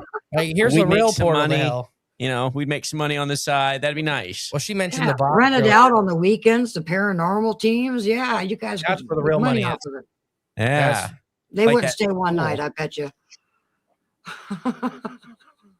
And it didn't react with everybody. Like, and it would go dormant for long periods of time, as far as I can remember. You're talking the Bigfoot or the No, the paranormal activity. Okay. Why do you think it would go dormant for a while? I don't know if we just weren't making it mad for a little bit and it calmed down, Oh. or if it was. I don't know if it got tired. I really don't know. I could just tell you what I experienced in my head, and I don't know if it was maybe just wasn't bugging me for like a month. It was bugging maybe everybody else. on the other Like I people. said, there was 8 of us, and then 5 for my cousins. Well, you know, like So if you're there's 13 people living in that house. even we're like this, you know, you do something for so long, you know, you get you get used to it, you get tired of it. And maybe I don't remember everything. Well, I mean, not saying that. I mean, even for the entity, maybe it just had to bother you for a while. Then it's not getting the same energy back out of you. It goes Right. on the next person. Oh, feeding like that. Yeah, so it's not running the well dry on each person. Each one gets Wasn't their enough fair loose. share. What's that? The person didn't have enough loosh for them to go after. There we go. Yeah, it needs the loosh. The loosh. It's a good word. Yeah, Jessica talks about the loosh all the time. Did you guys ever have anything affect electronics or anything like that in Like the I said, house? the phone went out. Batteries. So there was a couple stories where, like, I mean, stuff would just get zapped. Like a girl I was dating at the time, I was another one where weird stuff was happening. I was messaging her on Facebook because this is kind of. I still had a flip phone, so I don't know what year it was. Probably like 9, 10. Because Dad and Mom had like Blackberries. Probably in there. Yeah. So whenever, I can't tell you what year it was. So I was messaging her on Facebook though. And then like the laptop had went from like 30% battery to nothing and died. And they had called she had called my mom and because they were, anybody heard like my parents would go up to the lake. We had a camper at the lake, and I'd stay home a lot. We had a very large farm, and it was just easier sometimes if I just stayed back and did farm chores and stuff like that because most of the farm animals were mine, so it made sense. But I mean, we had a large farm, and then there was, I'm trying to think, because Uncle Rob had heard stuff where he started listening. So he was the only person in the entire house that liked sports in any way, but he really, really liked baseball. So with like 30 people in the house, there's only 2 TVs. He wasn't going to get to watch baseball. So he started listening to baseball in the driveway. On the radio. On the radio. Yeah. So he'd go in his car, and our driveway was a little over 3/4 a mile long. So we had one of the longest driveways in our county, and he would go park by our little bridge that we had built, and because he'd just sit there with the radio on, and he had weird stuff happen.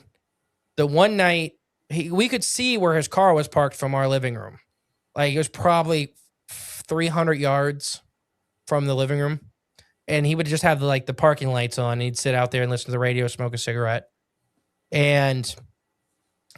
One night we watched the car fire up and him flying down our driveway. That my best friend Nick, his dad, who drove tanks in Germany, said it was worse than any tank trail he'd ever been on. Our driveway. Wow.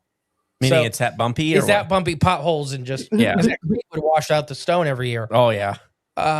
So he flew down there and he just disappeared. He was gone for hours.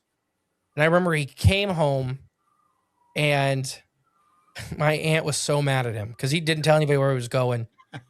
And he said, I went and got ice cream. And then she was Ice even cream. more mad at him because he went and got ice cream by himself, didn't get the kids any, did. And finally, a couple years later, he told us after it kind of came out what was happening. He was sitting there listening to the radio and he heard something and he felt these giant footsteps running. And he said something that slapped the trunk and he never seen it in the whole time. But he felt something slap the trunk and the whole car bounced and he felt it run away. And then he just fired up and left. And he's like, I just sat uptown at McDonald's until I could calm down enough to drive down the driveway again. Sounds like a juvenile Bigfoot. He was describing it as huge. Wow. Like he said, he felt the running, like thunk, thunk, thunk. And when we had horses and animals, like all kinds of big animals. And he's like, I just had to sit uptown long enough to drive back down the driveway. Mm-hmm. That's it. Someone told me a very similar story. What is it? Rockport? Is that just north of us? They had a property in Rockport, and he said he was with his buddy, and they were in his pickup truck, and they pulled back by the woods, and they would drink back there and whatnot and just talk. And he said they were sitting in the truck, and they said they felt the same. They heard the boom, boom, thump, thump, and thump. something smacked and shook the whole entire truck. And when they looked, they didn't see nothing, but the whole truck was still shaking, and they heard it run off. Well, it happened in the Beast of Bray Road incident as well Mm-hmm. with Godfrey, where she was I think the game warden picking up deer carcasses. Had something run. Basically, he thought it jumped into the bed of the truck, grabbed the deer, and ran. But the whole truck shook, and then the deer was gone. So does the whole thing? I don't know. I really don't know. I just know that you could not force me to go back there. If we could have, we probably would have burnt the place down. It's sold many times. I think that speaks for itself if you find the Zillow listing for it, where it is a huge property with a huge farm and woods and pasture, and it has sold for as little as I think $30,000 the one time. Wow. Wow. Like I said, I don't give out the address because I don't want people bothered. People, they live there. They have to live there. But and as far as I know, from the road, you can see there's a trailer. They live in a trailer. They live in a It- trailer in front. Don't you think Yeah. they're going to be bothered anyway, even though they're not in the house? They're right next to the house. I think it'd go a lot down, Wow. in my opinion. But like I I said, know, we have to Bigfoot's have still- outside too. Bigfoot's going to be smacking on that trailer.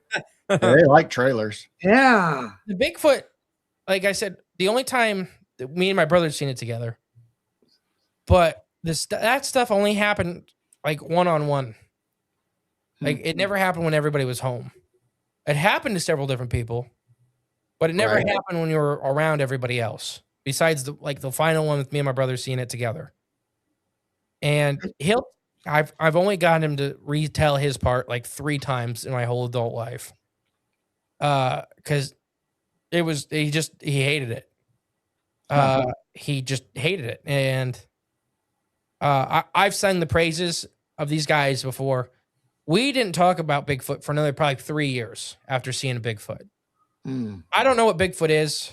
I just know they're real. I've seen one. No, thank you, Duke.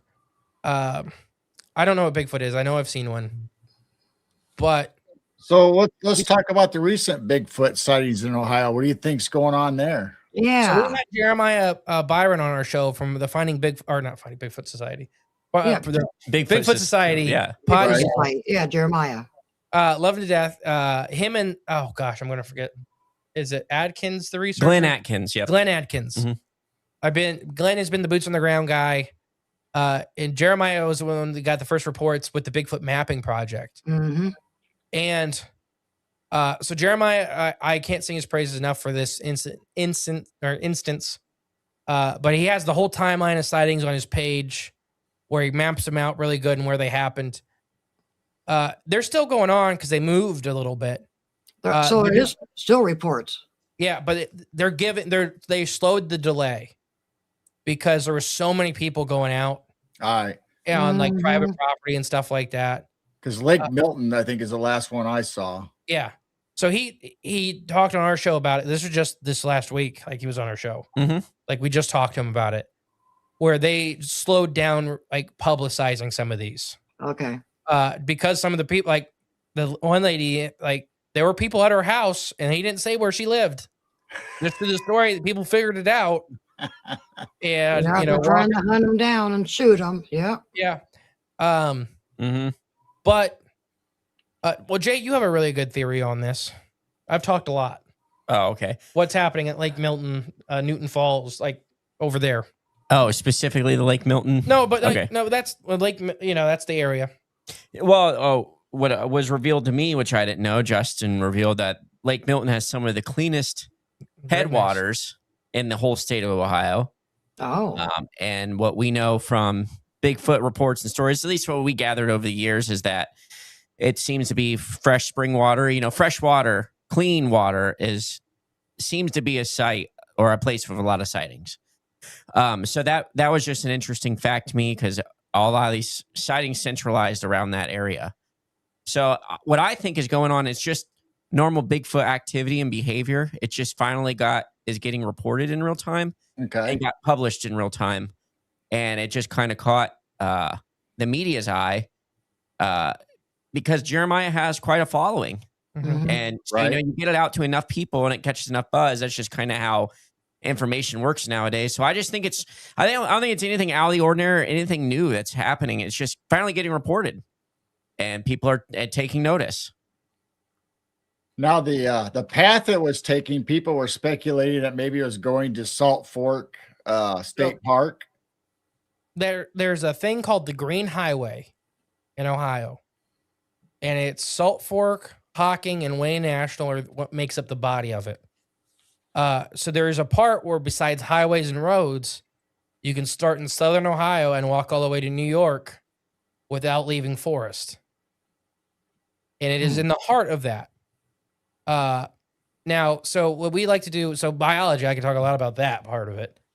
If you get rid of the word Bigfoot, it makes sense of any large migratory mammal that it'd be following that path. It's using the Green Highway. And Newton Falls, Milton Lake, just happens to have a big population. Another thing we talked about with Jeremiah is it's been a very, very warm end of winter. Right. Yes. So they may migrate here every year, and people don't normally run into them because it's normally 8 degrees at this time of year. Yeah. Mhm. So, makes but when it sense. was 80 degrees, people are out hiking and walking around early and stuff like that. So so migratory animals this is for sharks, for whales, for elk, for bear, like any of these animals that really do high migratory patterns are almost always days, like can be all the way to day specific. So for example, there are great white sharks that have 4-year migrational patterns that are almost always on time to the day when they show up and leave places. And these great white sharks, there's not nearly as many as people think there are because they're all ocean animal. For that, they hit every tropic and subtropic ocean. So the one you see off the Cape Town in Africa will go to Australia, will maybe swim through all the way through the Pacific, go around South America, and end up by New York. So it's the one animal that will do a 4-year pattern. So these animals, if they are animals, but let's say they are for the argument of this case, for the Milton Lake and all that. Mhm. Like Jay was saying, that this probably happens all the time, and there's just now these places where people can report it and funnel in. And so Jeremiah got the first one. Right. Then he talked to the Bigfoot mapping project guys. Right. Which, by the way, that's a one-time payment. I think it's like $3. Just get it. Bigfoot mapping app is amazing. Mhm. And then they started sharing data together in finding, this spike, and then people could come forward and share. And like Jay was saying, it's just now there's a place that's active, live. You can send these to. But I also think it also runs into that they probably do this migrational pattern every year or every other year or whatever. and it's 80 degrees, and they just run it. It's just the one time they run into people, whether they are going to Salt Fork or they're going to New York. We've shared this idea that so migratory animals, often large animals, let's take silverback gorillas, for example, have around a 50 square mile home range for a troop of silverback gorillas. Big cats, so your mountain lions, for example, going to have a 300 square mile home range. Right. So that one cat, its home is 300 square miles. So good luck finding it somewhere in there. So these animals, if they are animals, are so large or so much larger than these animals that they would have a larger home range. I think they are migratory, but I don't think they're when I say that, people think of the only migration they think of is cold migration, weather migration.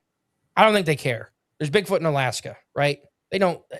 If you're big enough, a big mammal doesn't really care about the cold because there's a thing with surface area versus body density with heat retention. The bigger you are, the easier it is to stay warm in the cold. Mm-hmm. I think they're food migratories. I think they're mostly doing that. So they don't so that's what gorillas do.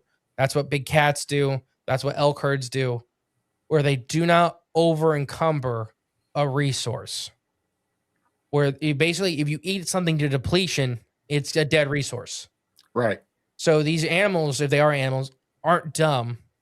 And if you sit there and you eat every mushroom or you eat every frog or you kill every deer, and you do this in an area, you're going to kill everything. So a lot of big animals are innately programmed to keep moving on these patterns. So I think if you watch, it's following, in my opinion, the mushrooms on the way up. And if you watch where I think that a lot of, that's where I was going. My brain's all over the place today. It's been an exhausting weekend. But I think the Midwest, for example, the actual Midwest has very low population of Sasquatch. I don't think there's a lot of them. I think they're shared. I think that in the summer months, if you, like Michigan, Wisconsin, those Bigfoot are the same ones you're getting in southern Illinois, northern Kentucky, northern Tennessee, northern Kansas, and then they walk across the Midwest. Because if you look at the true Midwest, it's 90% farm fields. Right. There's no cover, let alone food, let alone hard or long-term food resources. Your best bet is a ditch with a creek running through it. And that's where a lot of our sightings happen. Yeah. So if you look at Ohio, our part of Ohio, for example, they're almost always early spring, late fall sightings. Mm-hmm. And that would point, like I said, if you get rid of the word Bigfoot, and he's like, hey, Justin, I got this mammal. People are only seeing it in early spring and late fall. Well, already that's suggesting a migratory animal. It's only locally abundant at a small period of the year. And like there's a lady, we never got her on our show, but with the apple orchards. Oh, yeah. Right down the road, where she said the week before they pick, they're there and they know when it's time to pick, they leave. So the people would see him, like her sons had seen him and stuff like that up on the hill, and they never bothered him. And they're just like, well, when it's time for us to pick them, though, they leave. Mm-hmm. But so they know what these food sources basically they're picking along the way. So like we did black bear gut surveys in my old job for Michigan. So a black bear is quite capable of killing deer, right? There's videos of it. They don't like to do it. So by that, there's what we call cost versus reward when it comes to hunting activities or foraging activities, where for a black bear to chase down, first track, chase down, and kill a deer, and that deer has a chance of injuring them back during that tussle. Deer aren't weak. Deer kill people. The cost versus reward is very high. Because if a predator gets injured, it's dead. It's if a broken jaw, a punctured eye, even a broken tooth. Some of the worst cases of tigers going mad was from a broken canine tooth. Hunting big game. So it's very dangerous to hunt big animals. So what we were finding in Michigan, almost all of the summer protein that these bears would get was frogs. They'd walk up and down creek and just suck up frogs because even though there's not a lot of reward there per frog, there's no cost. There's no danger. It's not like they're easy to chasing them catch. down. Yeah. Yeah. So I'd rather eat 50 frogs and know I'm not going to get hurt Mhm. versus Right. trying to grab a baby deer or an adult deer. Because a baby deer, who's nearby a mom, so they're coming in and they're kicking you. And if that hits a bear in the eye, that's it. Or breaks their nose, that nasal bone in the top is not extremely strong. And that's their primary tool. Hmm. So like, predators aren't dumb. Predators pick their fights very well. Go through garbage. They can find. Yeah, and then you see that a lot in some places. I just don't think we don't have a high population. Yeah. Hopefully there was some kind of coherent statement in that ramble. I think so. What about little people, pugwudgies, gugly, anything else besides frogman? I know you guys are famous for frogman. Actually, Loveland. I mean, so there's a lot of puckwudgie stuff and little people stuff here in Ohio. okay. Jake Dressel he's famous. He's local, I guess, famous in circles for him and his wife little people encounter. Mm-hmm. And that was in Dayton, but up north you have some puckwudgie stuff, and talk about the last tribe and all that. I mean, what do you think?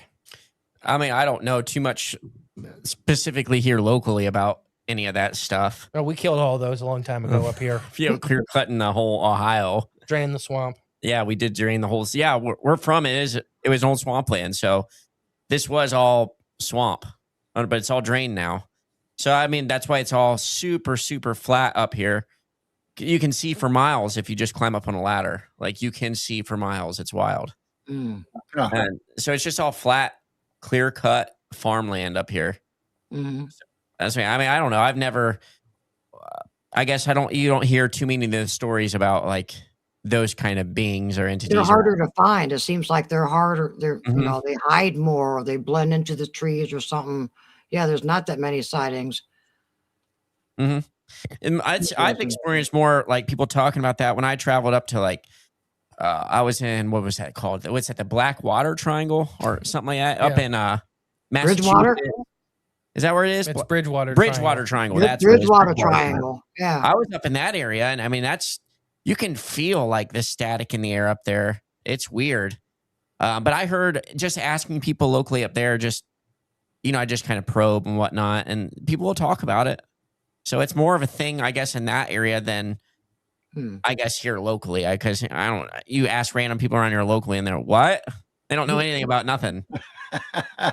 In my opinion, I think some of these structures and TP things are not by Sasquatch. They could be little people and pugwudgies, and they're building some of this stuff too. But everybody just randomly goes, "Oh, Sasquatch structure." Oh, it could be these other little things in the forest too. I think there's a lot of that.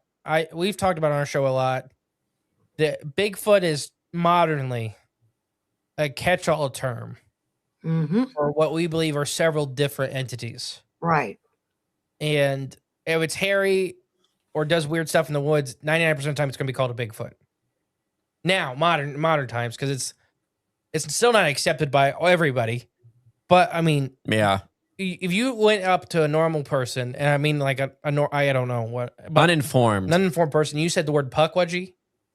They'd You go, think "What they is have that?" any idea what that is? Yeah. No. They will not. Anybody Or in this gugly. Yeah. country, I'll wager 99.99% of people in this country, if you walk up and said the word Bigfoot, they're going to know at least some kind of idea Right. what I'm talking about. Or if they see a little one, they can say a little Ewok looking thing. I seen a Yeah. little Bigfoot. I mean, that's how Jake's thing got started. I seen a little Bigfoot. Mhm. Where now, he's talked more that's different, different thoughts now. But when you first see something like that, he's only 3 foot tall and hairy. I seen a little Bigfoot. Mhm. What was there's the Bridgewater Triangle. What? That comment. Mr. E is hairy and does weird stuff in the woods sometimes. A lot. Love you, Ron. Need to get Uran and Jeb on here. They both have really good podcasts. Oh my goodness. Yeah, I've never heard of a puckwudgie in normie circles. Right? Yeah, you wouldn't. I mean, who's gonna walk up and say puck? Like, you imagine you heard somebody at the bowling alley talking about a puck wedgie? Well, I had no idea what that stuff was till we started doing the show. I don't know. Mhm. Yeah, I wasn't in that circle. I do. A lot of times, the old timers will hang out in the coffee shop or little diner or whatever, and they'll talk, but they don't know the names of what they're talking about sometimes. Right. Right. I mean, they just we were looking into Bigfoot and honking, and our waitress told us about the giant lion-headed thing she's seen. Oh, I'm trying to black lion-headed thing. Ew. I can't remember. We were at the Buffalo restaurant. Oh, yes. Now I remember. This was like 3 years ago. This is more than that. This was 5 years ago, probably. It was 21. That was a while ago. I do remember that. We were with Nick. Yeah. Yeah. Yeah, we were at the Buffalo restaurant, and she was like, we're like, hey, ever heard anybody seen Bigfoot? And she's like, no, but me and my friend seen this a giant dog-like thing that was black with a mane. And she's like, we had a mane like a big lion, but it was like a dog. Maybe it was just a chow. Big chow. Big chow. How big it was. A chow with hybrid vigor. There you go. She said it was the size of a 2-story building. No, she didn't say that. No, she said it was really big, though. Yeah. Wow. She was like, yeah, it was the size of an elephant. Well, really? No, No. I didn't think so. No, that was me being dramatic. I'll just say. Size of Buttered it. Rye Toast has entered the chat. What? Who's Buttered Rye Toast? I don't know. Oh, is that Uran? Is that they've been talking? I don't know. Jeb's only like 14, just so everybody knows. The Ozark Blue Man is only like 13. I just tell everybody he's younger every time. I wouldn't turn down a slice. Oh gosh, my brain fills. So I want to know if Jay has any more secrets he wants to spill. Oh. You've been holding that over me for like 2 years now. Yeah, I know. Well, I just never felt like the right time to tell you. I ain't mad you did it on a live. Well, I mean, what better You time? look like a liar. Right. Well, no, you're not lying. I mean, that's what, because I told him, like, yeah, you burned those papers, right? And he's like, no. I'm like, wait, what? Oh. And I'm like, well, I was told that. He's like, oh, well, no, actually. And he told me what he had actually given it back to her. Wow. But I think he did tell me I wasn't supposed to tell you. But well, here we are. Oops. We're about truth. Oh yeah, here. Jay was abducted by aliens. I did forget that. Oh. Now, he thinks I was. I don't think I was. Wait, Now, before you tell the story, I have a question for them. okay. If you woke up naked in your bed with your clothes on a pile in the room and you were tucked in so tightly you couldn't move, what would you think? Wow. Yeah. I'm just saying. I mean, They had mushrooms the night before. I was 12. Well, You were 12. Maybe 10, 11, 12. I don't know. I was I young. mean, how do you tuck yourself in? Probably younger. Maybe 8, 9, 10, maybe. the shadow person. Well, I remember the shirt I was wearing. I have seen UFOs, but that was different. Yeah, I've seen some too, but I don't know what it was. Yeah, I mean, I could have been. But that's all you remember? You don't remember being taken or anything? You just woke up? Well, His actually, butt hurt. yeah, my butt hurt really bad. No, I don't remember. No, I remember I used to sleepwalk a lot. So I was actually, this particular case he was talking about, I was at my grandma's and grandpa's house. I used to stay at their house a lot. And one time I'd sleptwalk out of their house and started walking down, walked out of their driveway and down the road and started walking. My grandpa had to run out and grab me and bring me back. But I don't have any recollection of that, but that's just what they told me. So one time I was sleeping in their bedroom, and then when I woke up in the morning, that's what he said, I woke up in the normal bedroom I would normally sleep in. And like I said, yeah, my clothes were on the ground beside me, and then I was tucked into the bed. Like the bed was made, and I was just kind of placed in it. Wow. You know what I mean? Because I remember my arms and legs, I was like waking up, I couldn't get out. And then I'm like, that's weird. And then you set up, there's my clothes, I put them on, I'm like, oh. So in my head, I just imagined I had sleptwalk. Grandpa got me again and didn't want to deal with me, so he tucked me. He tucked a naked 12-year-old into a bed. So I couldn't get out again. Naked 12-year-old. Well, you probably I said don't that's know. just Jay. Nothing unusual. Well, I mean, I don't know. Yeah, it was nothing And he to had a me. demon sucking clothes hangers in his closet. So, well, that was at my house. Yeah. Then that was different too. But now I wouldn't describe it as that. So that was another story. I was just sleeping in my bedroom. It was late at night, and it was right before you fall asleep. And then I just heard like the clothes in my closet shift, and so I just sat there for about 5 minutes, like in the pitch black in my room, and just like, come on, like now I can't sleep. And I know what I heard, but like, was it really that, or am I just hearing things, right before you fall asleep? Your mind just kind of, things happen. So I'm like, I got to see, I got to know, or I'm never going to sleep. So I turned the lights on, I walked up and I pulled up my closet, and sure enough, all the clothes were pushed to the one side. Wow. And I turned around and I grabbed my blanket and I turned my lights off and I went downstairs and I slept on a couch for about 6 months. Because I just didn't want, I didn't like that. Normal. Yeah, I didn't. And I just moved into that bedroom because my oldest brother had moved out of the house, graduating high school, being in college. So I took his bedroom. So I'd only been sleeping in there for a short amount of time before that happened. Then I was like, well, I'm not sleeping in here for a while. And then when I went back into that bedroom, it was a few months later. I was sleeping and I woke up. It was in the morning before the sun came up, but it wasn't still dark, in that time. And and then I had this Darth Vader Force Effects lightsaber. I remember it was on my dresser at the foot of my bed, right in front of my TV. And then that just turned on and it lit my whole room up red, and it was like humming like, a lightsaber does. So my whole room's red and I just hear, whoa, it humming. It scared the crap out of me. So I get up, I'm like, well, I got to turn that off. And I did. I turned it off. And if anyone knows about those toys, it's not like a little button you push to turn it on. It's like you got to like slide it over and click it on. It's not like something that can just like flip itself, if that makes sense. Okay. It'd be like a light switch flipping itself, but you have to slide the light switch and then flip it. So it did that and it turned on. So I'm sitting in a room with this hum and it's glowing bright red in the whole room.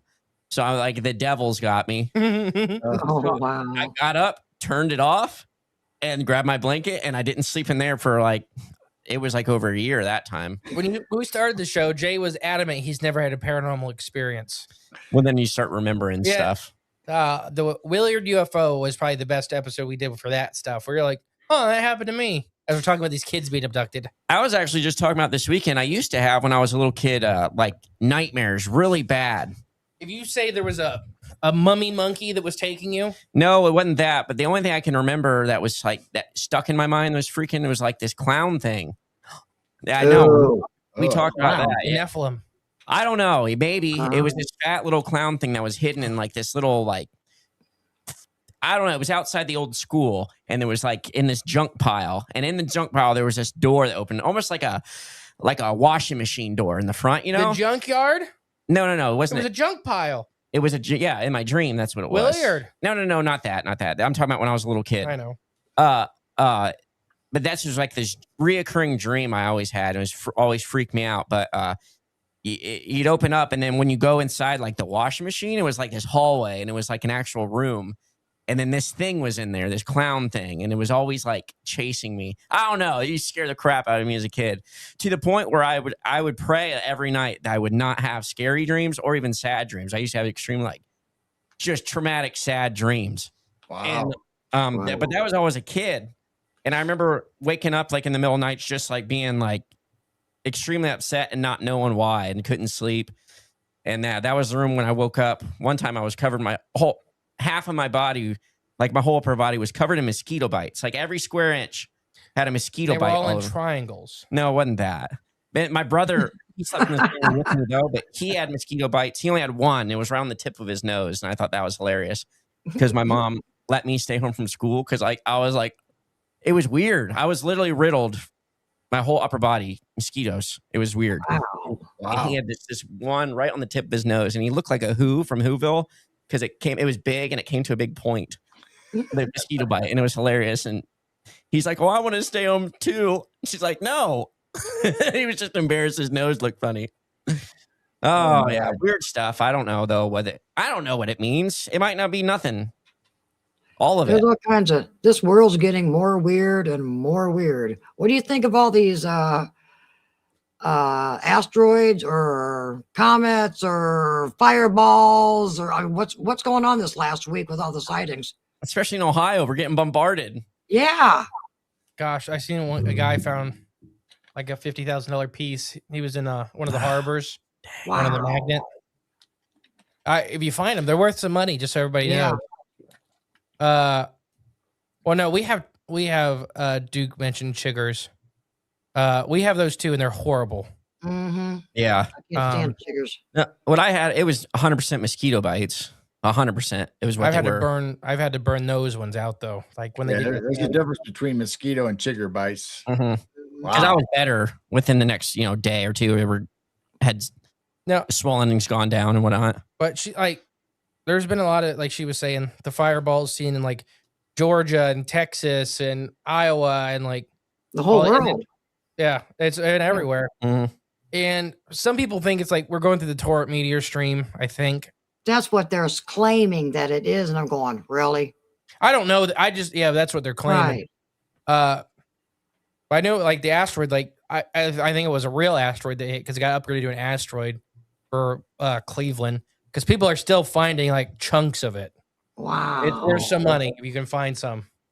It wasn't just one of them frozen airplane turds that exploded. It wasn't a Joe Dirt turd. Okay. I think it's 3i Atlas's debris trail, says Hillbilly. Yeah, I've heard that also. Yep. I have no idea. I don't know. I don't know what space Jay even doesn't is believe in anymore. space. So Yeah, I don't know what to think of any of this stuff. It's actually jellyfish breeding displays. Yeah, there you go. I don't know. It's a jellyfish gallstone they're discharging. Gosh, that'd be interesting. Like all the calcified remains, they cough up like an owl. Yeah, exactly. That's all it is. And they're lighting up in the atmosphere. Covered in phosphorus, so they burn. See, we figured it out. There you go. Well, I know last time you were here, we were talking about our Skyfish and rods and things that we pick up on our infrared cameras. Well, I kind of noticed some of these thunderstorms. It's not just the rain coming down. I'm seeing a bunch of the Skyfish flying around. Were they picking up electricity from the storms? So there was a bunch of them on the camera. I think they ride storms. Okay. Okay.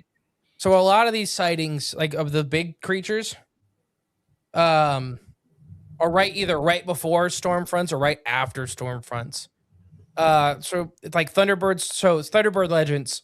Some of the legend or lore around them came from like large birds like pterotorns and condors. They look like they're dragging in thunderstorms because they're right at the head of them. Oh, But what they're really doing is riding the thermal current, this big wave, because it's free.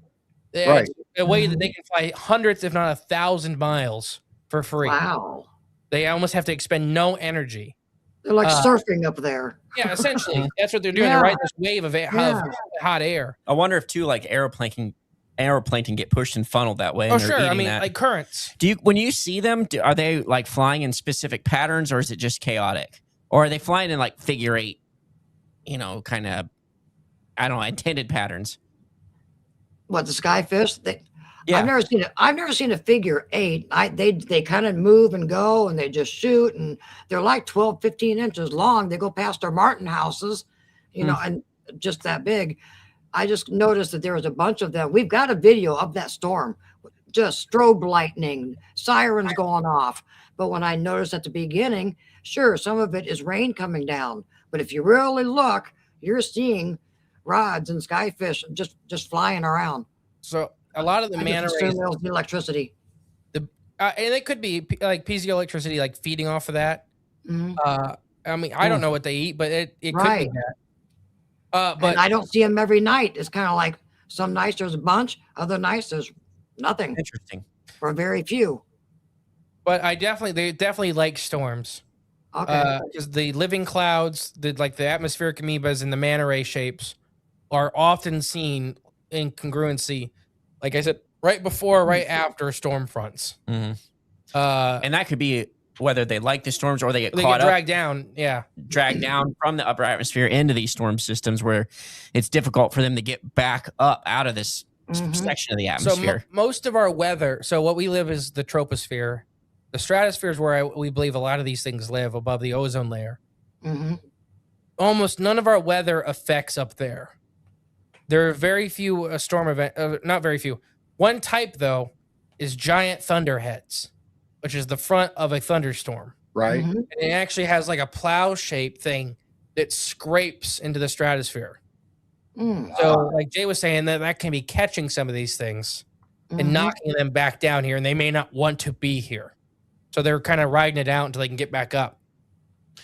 Uh, Wow. Like an elevator system. yeah, Yeah. it's free, like he said. You don't have Ticks to ride on electric waves caused by static. Just to cover. Yeah. Yeah. So do the spiders. Yeah, we did an episode on those spiders. Flying spiders. Yep. They'll ride the static electric current, and that's how they move all around. Or some country hop or ocean hop.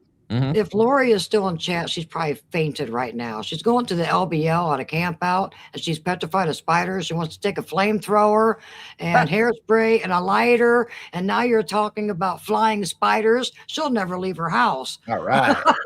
Well, it's wrong time of year for flying spiders. Oh yeah, she's Poor totally Lori. fine. Flying spiders. Spider, Oh, wow. Spiders isn't a big deal in the LBL. That's not what you have to worry about. Yeah, I'm worried about more of the dogman that turns you inside out. Yeah. I'll take the spider. Yeah, I'll take a spider instead of a dog man. Gosh, Any day.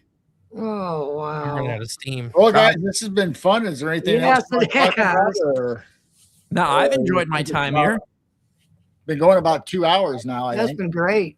I've had a lot of fun. This weekend has been a little tough on us up here with all the weather. We're building a house and they got knocked off the foundation, but got caught.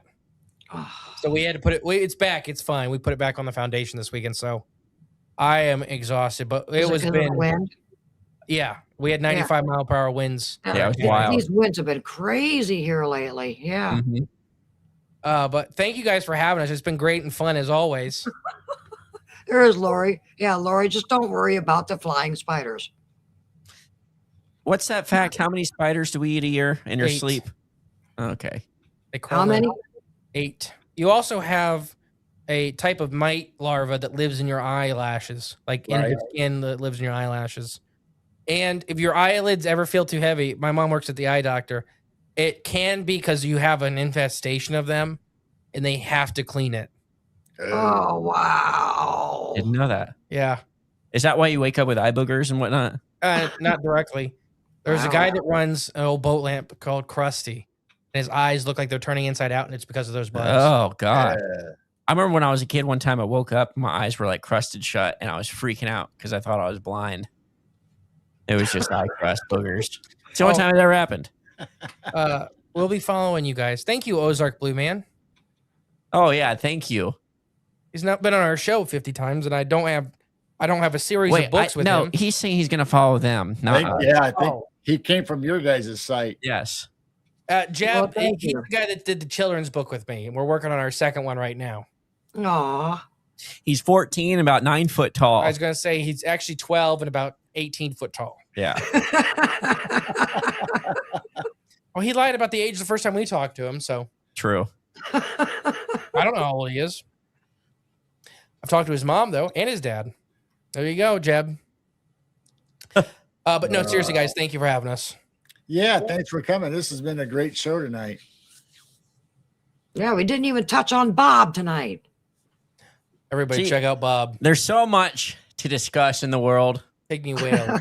Oh, I Yeah. know. And more People new were- cryptids, and who knows what we're going to find this year. We didn't even touch on bowling at all. Oh, bowling. Yeah. I'm just kidding. I wonder if there's a haunted bowling alley where the ghosts bowl. Oh, Oh, that seems like it would be right down my alley.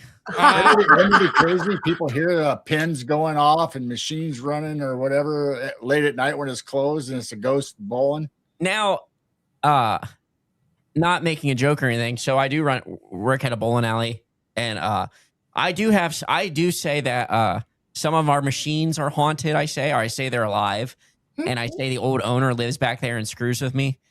And just because sometimes, like stuff you just said right there, I have machines sometimes that will not turn off, and I have to go in and physically pull the plug on them Like I can flip all my master switches and something that should cut the power immediately to those machines. But every now and then I just have one, and it's never the same one. It'll dance around like Oh sometimes. my. Where I'll turn everything off, and it's just still in the back running and running and running. And I'll go to the back and flip the switch off to turn it off, and I turn it off, and it'll still run and run and run. Wow. So I'm like, okay, like, and then I'll unplug it, and then it will finally just zero power to it. It stops running, but weird stuff like that. Or the one time we had someone caught the toilet paper roll in the women's restroom just unwind That itself. one was pretty crazy. Yeah. Unwind And itself. walked out and left. Wow. I don't know. Wow. No random bowling balls just coming out of the chute by itself. I got my ankle almost got broke a couple weeks ago because of that. Yeah, that happened, but that's just because the rack broke. The rack exploded and crushed my ankle with like 8 bowling balls. Oh my gosh. Hey. It's not funny, but it's funny. It really did. Like it was swollen instantly. Is my Twitter handle Cuball Cryptid? No, actually, it's just my name. That's good, but I got a pretty good Twitter profile picture. You know what it is? Yes, do not share it. Okay.